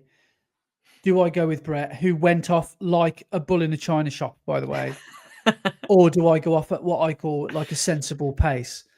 I just let you go straight away. Really? From the gun. I didn't see you again. I maybe saw the back of your head a couple of times, and I'm really glad I didn't go because Carl KQ said to me, he said, "Run within yourself. Don't jog it, but don't sprint out. Run within yourself. Remember, you've got 3 laps to do." and then try and work through the crowd, try and reel others in second and third lap. I started at what I thought was a reasonable pace. That pace was far too fast. I forgot to take into account the whole point of cross country. The hills and the mud and wearing alien footwear. Yeah. And I should have been running even slower than I thought was slow enough, because I no joke, hadn't even got to the hill yet. So 2/3 of the way through the lap 1. So we've been running for about 7 minutes. I thought I've had enough. I've overcooked this already. I was starting to get overtaken before the hill. I thought this is going to be a long day at the office. That's the last time I saw you. I was at the bottom of the hill and you just finished it. So you're about 30 or 40 seconds ahead of me. No, a minute ahead of me within the first 5 minutes. And I just had a torrid time after that. The course was basically, if you pace it correctly, wasn't too bad, really. No, yeah. Because there's one hill, you go up on the start of the lap and you come down at the end of the lap. As soon as you've done the hill, there's no hard work, is there really? Apart from that water crossing wasn't that bad. Mm-hmm. But I just couldn't handle the hill. Laps 2 and 3, me trying to get up that hill was. But it doesn't help that as soon as you come through the water crossing, it's gradually uphill all the way to the top of the hill. Yeah. So it's just a slow, gradual climb all the way, and then it turns into a really steep hill. Yeah. Well, shall I say what happened as well on my third lap when I'm 200 meters from the finish, or shall I? Do you want to say your bit first? No, go on. Go on. Say. So my beef with the black pair joggers will continue. I've still not been disqualified yet, which I will take. And I don't think what I did was a disqualifying. I don't think a crime. I don't think I committed a crime. However, it looks bad. It looks bad in person. It looks even worse on the camera because I've zoomed in on it when you see it. There's about, 5 or 6 of us all running. We can all see the finish line. We've got a 90-degree right-hand turn, and then we've got a straight of about 150 meters to the finish. All the other boys take the inside line, and by now we've had the juniors and the women and 2 laps of the 3 laps really of the men running through this course. So it's churning up badly. I decide to take the outside, which is a risky strategy, but I thought I'm not going to run on the inside. I'm not going to try and do these lads on the inside. I'm glad I did, because a lad called Dan, who I've done track with on a Wednesday night at Black Pear Joggers, took the inside line, and his right foot fell from underneath him and it took out his own left foot. So he hit the deck like side on, if you know what I mean. Meanwhile, I'm just running around him saying, did I just trip him up? Because I was about 6 inches away from him. So I'm now questioning, did I do that? But I didn't. I honestly didn't. And that was the club that I used to run for. And now I'm wearing their rival's vest, which is Worcester. Then Dan stands up and I can hear him breathing down my neck. And I'm thinking, you ain't overtaking me. I'm not losing. Because the one thing I wanted to do was not get overtaken by a black pair on the final stretch. It maybe took a bit of foul play to make sure it happened. But no, all joking aside, it was a complete accident. And Dan was all right. I did ask him if he was okay afterwards on Strava. And he said he was all good. He said he'll get me next time. And the whole joke of this is they're in the division above. They're in your league. Yeah. We're in the league below. But it just was so comical the way it happened, because I've got Ryan and Carl Quiney clapping me over the line, giving me instructions, telling me to come on. And then this lad goes down and they're laughing and they're like, what's just happened? Go on, Andy. Go on, son. I'm thinking, yeah, go on, I'm going to have to go. And I ran as hard as I could. And now it all makes sense because I remember Todd uploading what a video once. You know, the picture of that camel that's going, and it's that meme of the last final sprint of cross country, and it's that camel going like that. That is exactly how it felt because I can't remember ever running on empty like that before. Because one thing I'm not great at, and we all know this, and it's a skill that you have to learn over years, is to go out hard and maintain that effort. And that's just something I couldn't do last week. And one thing I was telling myself was, right, okay, we've got overtaken a fair bit here. Let's take some numbers in the last 800 meters. So that's when I started to pick up the pace a little bit. And to be fair, I didn't get overtaken many times. I overtook a lot more people than overtook me. But that's one skill that I really need to work on. It might take me a lifetime of effort to do that. But all in all, I had a good time. It was very enjoyable. We chatted to some great people. And yeah, I can now see why people love running around a field in a vest. Yeah. Have you got the cross country bug now? I think so. Yeah, and I'm already looking forward to Pittville, which people have told me is a really good course. Yeah, it is in Cheltenham. So, but yeah, so that was my day at the office. It was good fun. It didn't really go the way I thought it was going to go, and it was everything I thought it would be and worse. Yeah, excellent. So, how about you? What were your memories from the start line onwards? I remember setting off.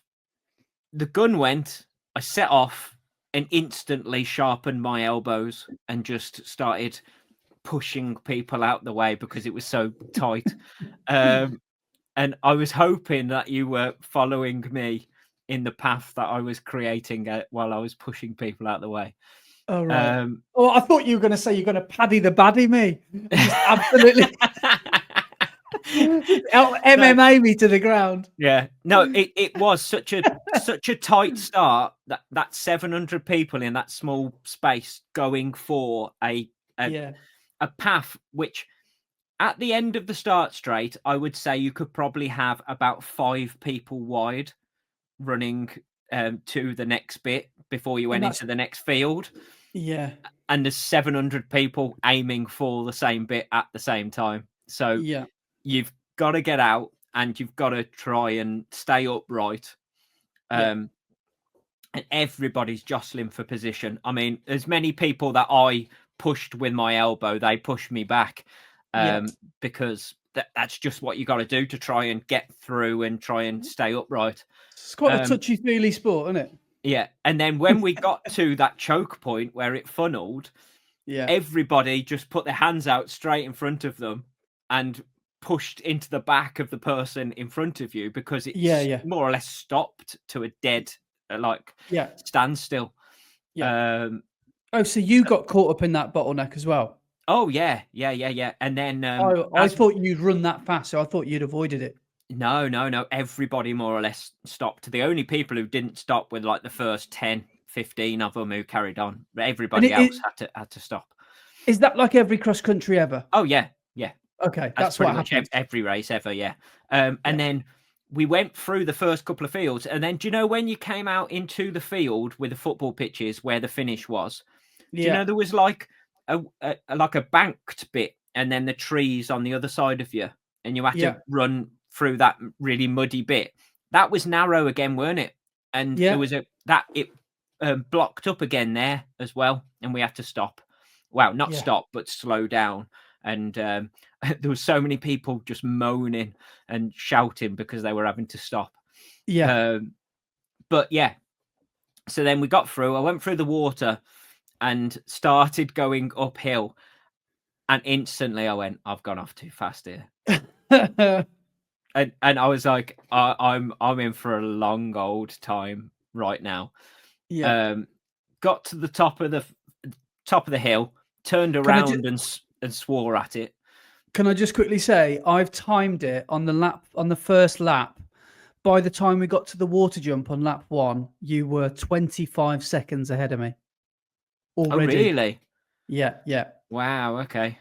And And you'd what's that? slowed down by that point. Yeah, that's like half a lap in, isn't it? Yeah. Yeah, yeah, yeah. So Wow. yeah, Okay. just as we were approaching the hill, what? Sorry. Yeah. So I got up that long slope, got up the steep hill, turned around, swore at the hill, Yeah. and carried on, and then just held on for dear life for the rest of the race, basically. That feeling of jelly legs, the top of that hill. I haven't had that. I did have it at Timberhonga when I saw you when you were Yeah. filming us all. Yeah. Um, but it was that Yeah. level of pain. It was Yeah. the And the feeling of jelly legs was And the horrible. Yeah. worst part is you get to the top of that steep hill and you turn the corner and it starts to gradually go down the hill. And then all of a sudden it's a really steep Yeah. transition for about 10 foot down and you've just got to go for it down there. There's no way of slowing up. Yeah. Yeah. Your legs aren't quite working properly, but you've got to turn them over quick to get down that sharp slope. But I remember getting round about, where were we? I think it was just after the water crossing. I hit 3 miles on my watch, Yeah. and I looked at my watch when it beeped, and my heart rate was at 181, and I was like, I don't know if I'm going to be able to hold on to this for the rest of the race, but I just cracked on and tried to keep the effort the same. I slowed up, although actually my last mile I sped up again and managed to more or less run the same speed as the first mile. Yeah. But a lot of that's downhill, isn't it? So, Yeah. but yeah, it was just a case of get out hard and hold on for dear life. Yeah. But you're It was good at good. that, aren't you? It's one of your strengths Yeah, to be able I think so. to ride those 180s. Yes. You know what I mean? I'm not very good at that.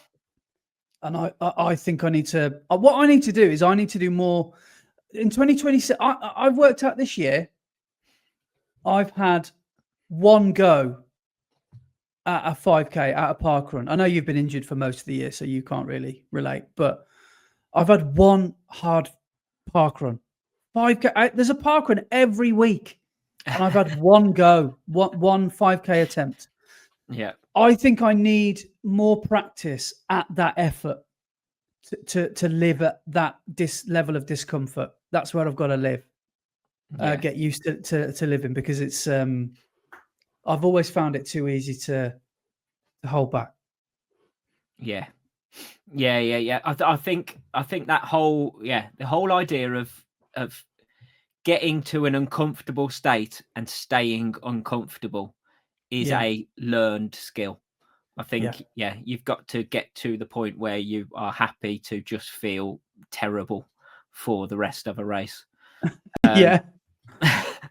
Which I did, and I'm quite pleased. There was a couple of people around me who I kept on passing up the hill every single time, and then they'd come past me on the second half of the lap. And then I'd pass them again up the hill, and then they'd pass me on the second half of the lap. And then on the third lap, I was like, I'm passing you up the hill, and you're not coming past me. And I managed to keep them off for the second half of that third lap. So I was quite pleased with that. Finished strong. So, yeah, I'm quite pleased. But my legs afterwards, my calves were in absolute bits. I went down to the gym on the Sunday and just used the cross trainer and the bike, and my calves were in bits. Then on Tuesday, I thought my calves still feel tight, but I'm going to loosen them off a bit, so I'll run down to the gym. And I managed to run 5K on Tuesday, but legs were still quite tight. And then on the cross trainer, my hamstrings started to show their face and go, oh no, I'm tight as well. It's not just your calves.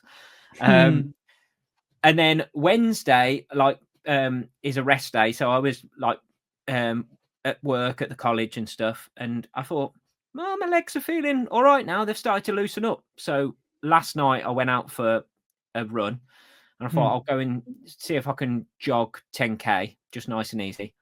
Man, my legs are still so tight.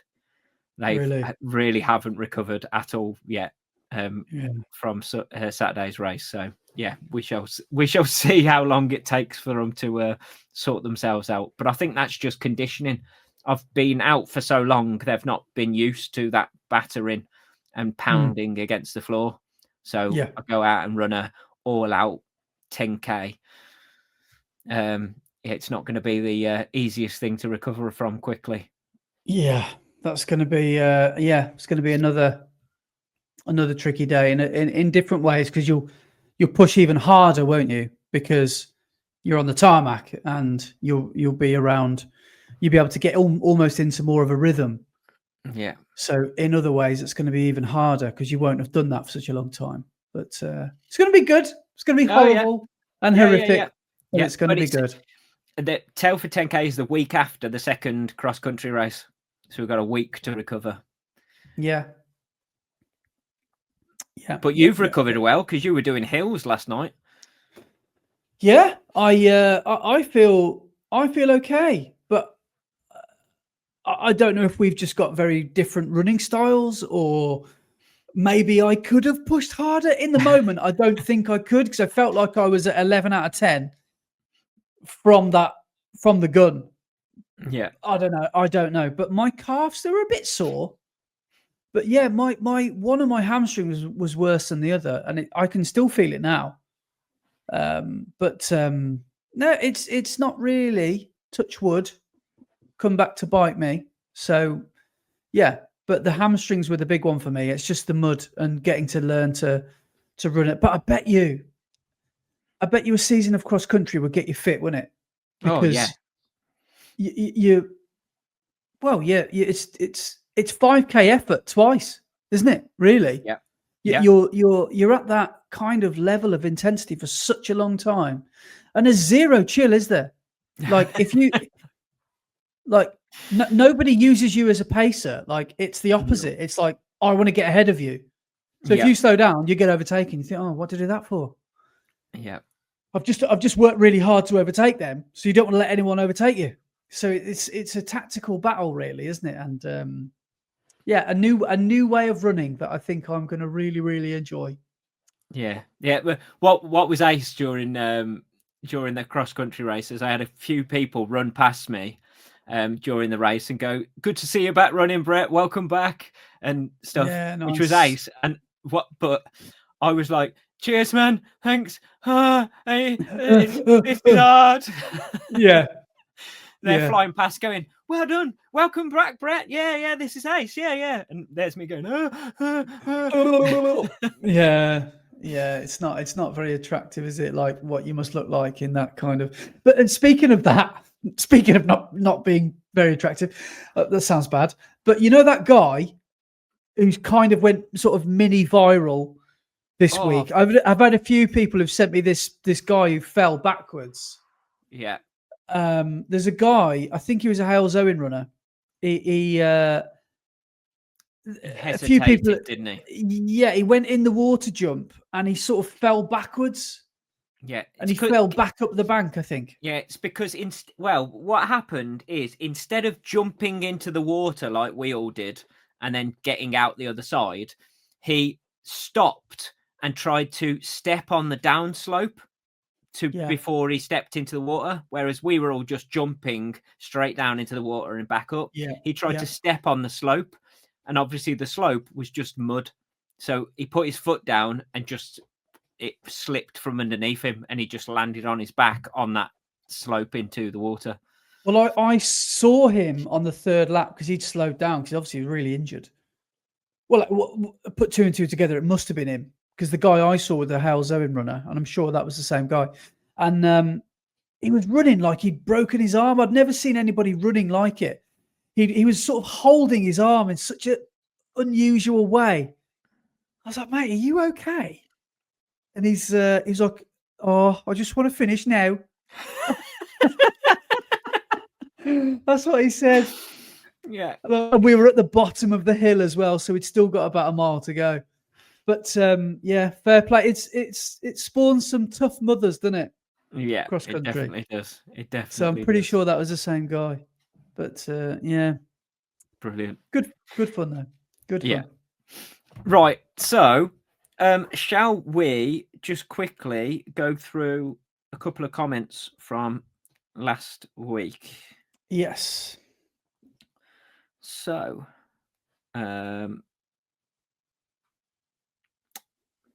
first one is from Rob Scott. And this is in relation to our showdown, and you said it could be a yearly one. When we all get together to do the first race, and he's put, obviously, the annual Brett and Andy showdown should be called El Grassico.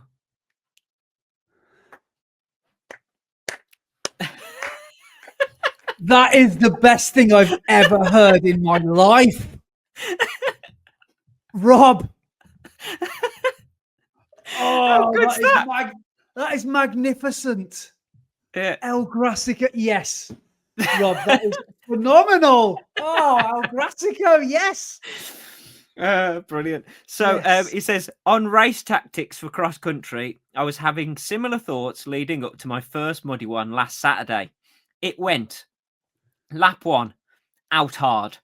Lap 2, blimey, this is tough going. Lap 3, music from The Omen starts playing. Oh, God. Still, managed to hold off a bloke who tried to nab me on the line. First scorer for the team. Oh, awesome. And we came 8th out of 14 V40. Big shout out to you both for inspiration in joining a club and getting into cross country. Keep up the mud surfing content. Nice. Awesome. Great work, Rob. Nice one, Rob. Yeah. And then next one is from Joe Donkin, who says, "Hi, gents. I'm just as surprised as you are to find out there's another Donkin in the Strava segment." And he spelt it like that. Oh, brilliant. Yeah, that's exactly how you should spell it. As we are a rare breed, the Donkins. Yeah. Brett, it's great to hear that you're back running again and taking it easy. My coach uses the phrase training to train, which I quite like. Yeah, I do as well. Yeah, training to get back into training, definitely. Yeah. Just building up the strength to be able to get back to your usual training program. Although I am looking forward to hearing how you felt after cross country on Saturday. I also raced and felt 40 years older than my actual age getting out of bed this week. Keep up the good work. All the best, Joe. Yeah, I agree. Yeah, my recovery from this race has not been as easy as it is usually. And I think that's due to the conditioning of the legs just isn't there at the moment. So yeah, I feel your pain, and I too felt 40 years older getting out of bed all this week. Definitely, Joe. But cheers for that, Joe. And then next one is from Party Runs, and they say, "Hey, Brett and Andy, Andy. Hey, Brett and Andy. After featuring on the leaderboard for the first time 3 weeks ago, and now managing 3 in a row, I thought I'd better say thanks for the shout outs. I'm sure I'll drop straight back off once taper for Valencia kicks in. Ooh. Thanks both for entertaining my commutes. I've been listening since March in the lead up to Newport Marathon after finding the pod to learn more about the event, as Andy had done it the year before, of course. Episode 17, Newport. Looking forward to seeing if I can make it another week on the podium, and all about the cross-country showdown. Happy running, Emily. Emily, thank you so much for that. And we shall see if you are on the leaderboard again shortly. Forget your taper. It's all about.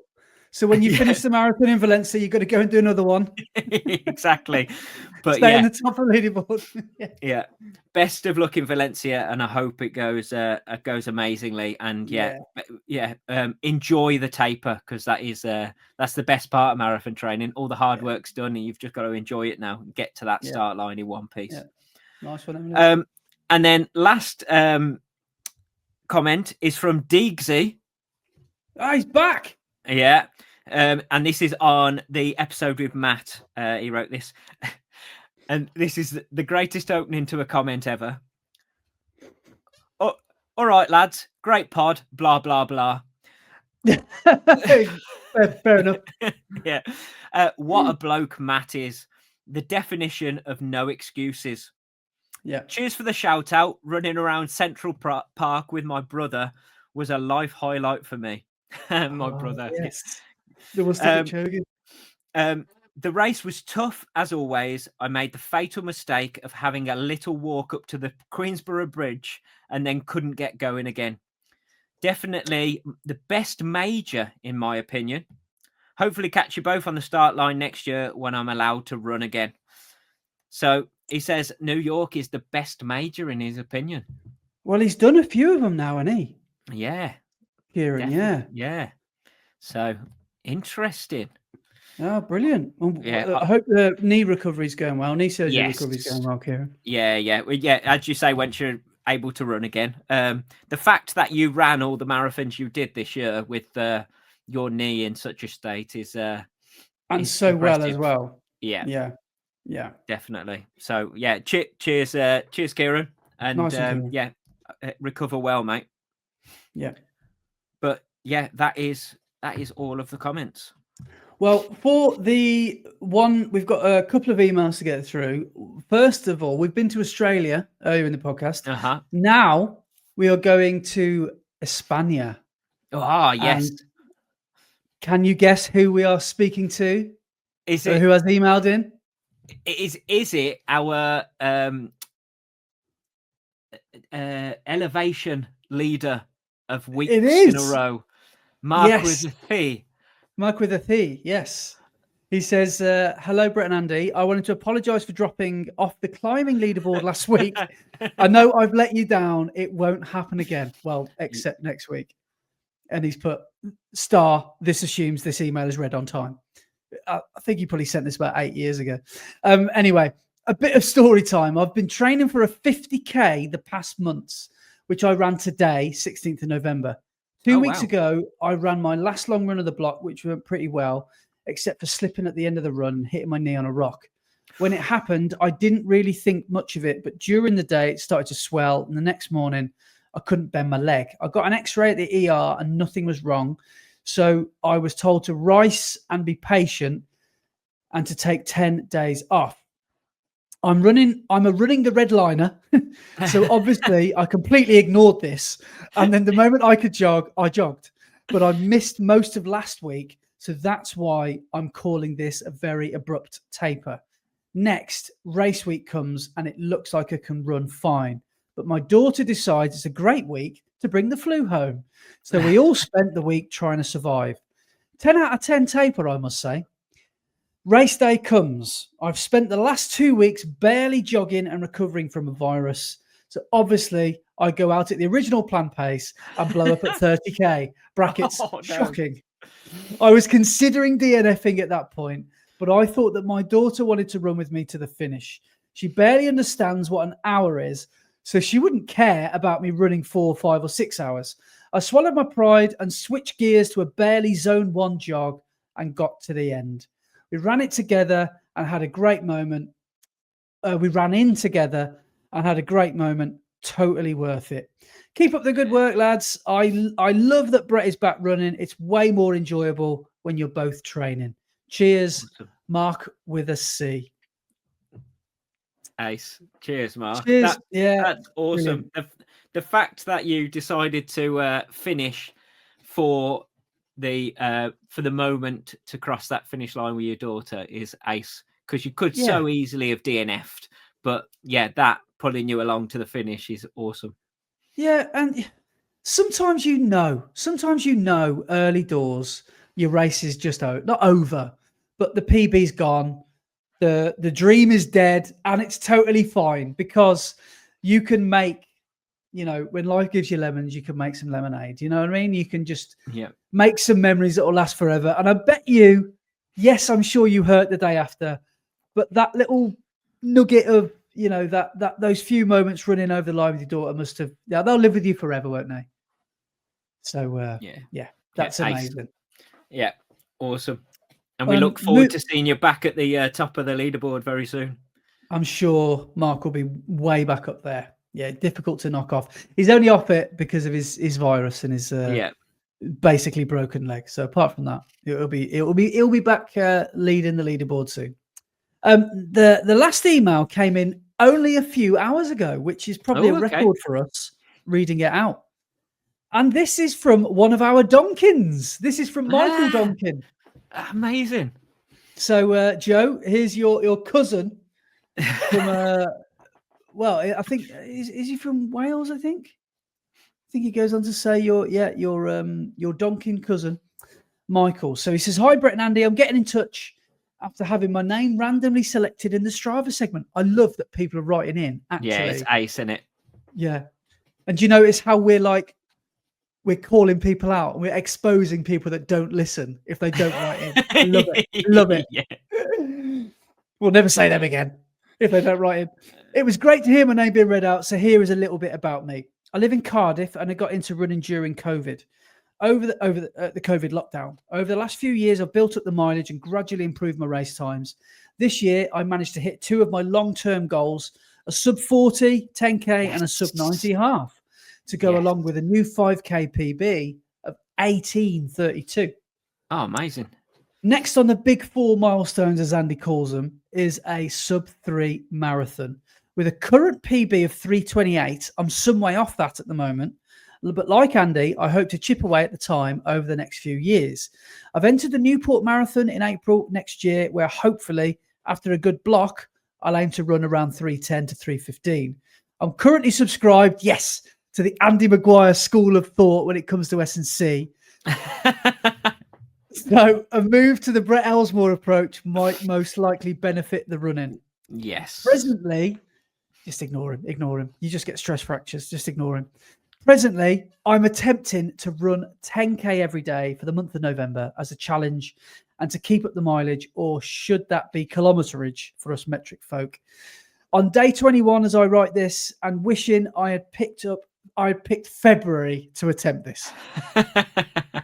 Thanks both for all the inspiration and the laughs you provide across the podcast and the YouTube channels. All the best, Michael Donkin. Nice one, Michael. Amazing. Cheers, Michael. That's ace. Yeah. Wicked. Well, sounds like do like the fact that we're shouting out random people, and those random people are getting in touch, which is awesome. Yeah, it's brilliant. Yeah, maybe we've actually got more listeners than like Emilia and Mark with the C. Maybe we've actually got people that listen to this. People do actually listen, rather than just a couple. Amazing. Also, I've just remembered something. It wasn't in our YouTube comments or anything, but it was on my Strava. I had a message from Martin Southworth, and he said, "I've just listened to the pod, and I'm the mysterious M South 36 of Fast R3 fame." Yes.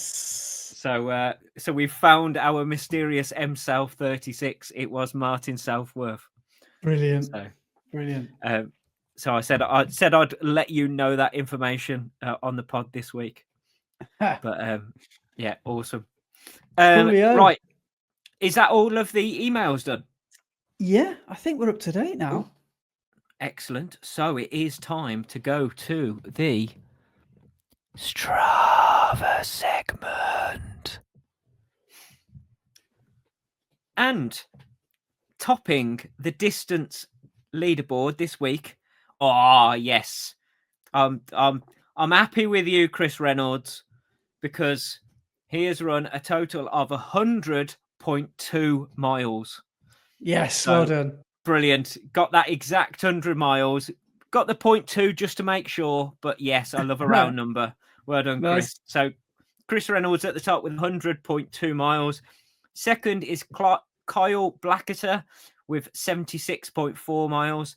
And in third place on her peak week is Chloe Hamard with 72.2 miles. So the taper starts now, Chloe. Enjoy it and get to that Valencia start line in one piece. Then for our climbing, in first place with a massive 10,994 foot is Rory Hancock. So awesome work, Rory. In second place, and I think you'll be disappointed with this, is Mark with a C. He is back on the leaderboard, but he's in second place with 6,995 foot. And he's in got third, a hurty knee though. He's got a hurty knee. He has. And in third is Chris Reynolds, who was the top of our distance leaderboard with 5,571 foot. And then our top three ladies. Well, Chloe was our top lady, so in second, third, and fourth. At the top is Emily Parker. So Emily, thanks for getting in touch. You are back on the leaderboard, ready for that tape of Valencia as well, with 55.5 miles. Second is Leanne Byard with 42.5 miles, and third is Rachel Watson with 41.8 miles. And then on our climbing leaderboard, first place is Jackie Wilson with 3,297 foot. Second is Charlotte Taylor with 2,001 foot. And third is Stephanie Parker with 1,952 foot. So awesome work from everybody. Right. Random number. Shall we have is it your first race back? It is, yes. Something to do with your time that you got from the Battle Royale win? So it was 41-31. Do we want 41? Do we want 31? Or do we want to add them together? Yeah, let's add them together. So 41 and 31. Go on, Andy. I'll let you do that. 16. 72. Yeah, 72. Amazing. Right, so 72. Let me just check that I am on last week's. Yes, 72 is Sophie Westmacott. There you go. So, Sophie, you're up. Yeah, so Sophie last week ran a total of 35.3 miles over 8 different runs. Her longest run was 9 miles, and she averaged 8:33 a mile for all of those 35 miles. And she climbed 1,806 foot for the week. Very good. So awesome, Sophie. Please get in touch, send us an email, and let us know a little bit about you and your running and how you got into it and what you do, whether you're a member of a club or whether you just go out running for fun or whatever. Let us know a little bit more about you. Sounds good. Right, I think that's us, isn't it? I think that's. I think that is everything. I think, yeah. So, yeah. What have you got planned for this week? Are you? I am on track to do my first 100k week for a long time. Oh, excellent. So long run. I think I might be running with friend of the podcast on Sunday, Mac, probably in his new shoes. Yeah. And I think we're going to be doing a long one Sunday, about 15 mile or so. Nice. And yeah, beyond that, I don't really have many other plans, really. Just yeah. Okay. Yeah, just getting on with it. What about you? Yeah, same. Just slowly, building up the mileage slowly. So hopefully I'm going to go and do Parkrun in the morning if I get up in time. And then hopefully on Sunday I can do possibly a 10k again. And just, slowly build up the weekly mileage and put a bit more, effort through the legs. So hopefully when Telford comes in 3 weeks, I'll be a bit more conditioned to the pounding of the floor. Yeah, I've got over the next few weeks, I've got quite a busy few weekends coming up because I've got I've got this Bumble Bimble next Sunday. I've got cross country the week after. Cross country the week after, which is the 6th, I think, which would have been Valencia weekend. Then I've got the weekend after that, I've got Telford 10k. Yeah. And then the weekend after that, we've got a little rendezvous with our little Worcester lot. Well, not Worcester lot, but our little our little group with our little Secret Santa group.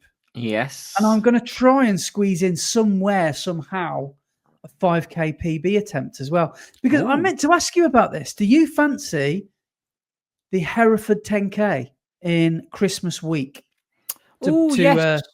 You mentioned this a while back, didn't you? Yes. Sweat off a bit of that turkey. Yeah, why not? That's Sunday, I think. I think it's Sunday, the 28th of December. Yeah, I'd be up for that. Are the spaces still available? I think so. Yeah, I don't think it sells or has sold out. So I think I haven't booked a place yet, but I think I probably will. Yeah, I'm up for that. Definitely. Is that the one where you've got the medal with the interesting picture on it? The worst medal I've ever seen. Worse than the Worcester Festival 5K one. It is literally, last time I did it, it was about the size of a 1 penny, and it was just a generic snowman on a bit of ribbon. Didn't even say Hereford 10K on it. It's just a snowman. So look forward to that. Excellent. So good. Yeah. Good. Right. So on that then, I will let you go and get to bed, seeing as we are very late compared to a normal Friday. And it's by our standards, this is a short episode. Very true. Right. So thank you so much to everybody for listening or watching. Go and give us a subscribe on YouTube. If you're not watching on YouTube and you're listening, go on over to YouTube and subscribe to our channel. Why not? And then if you are listening, go and give us a follow on your podcast platform of choice. And why not, whilst you're there, give us a 5-star review. Yeah. So, thank you very much, guys. And we'll see you next week. Cheers. See you soon. El Grassico. Unbelievable. The best thing I've ever heard in my life. Oh, so good.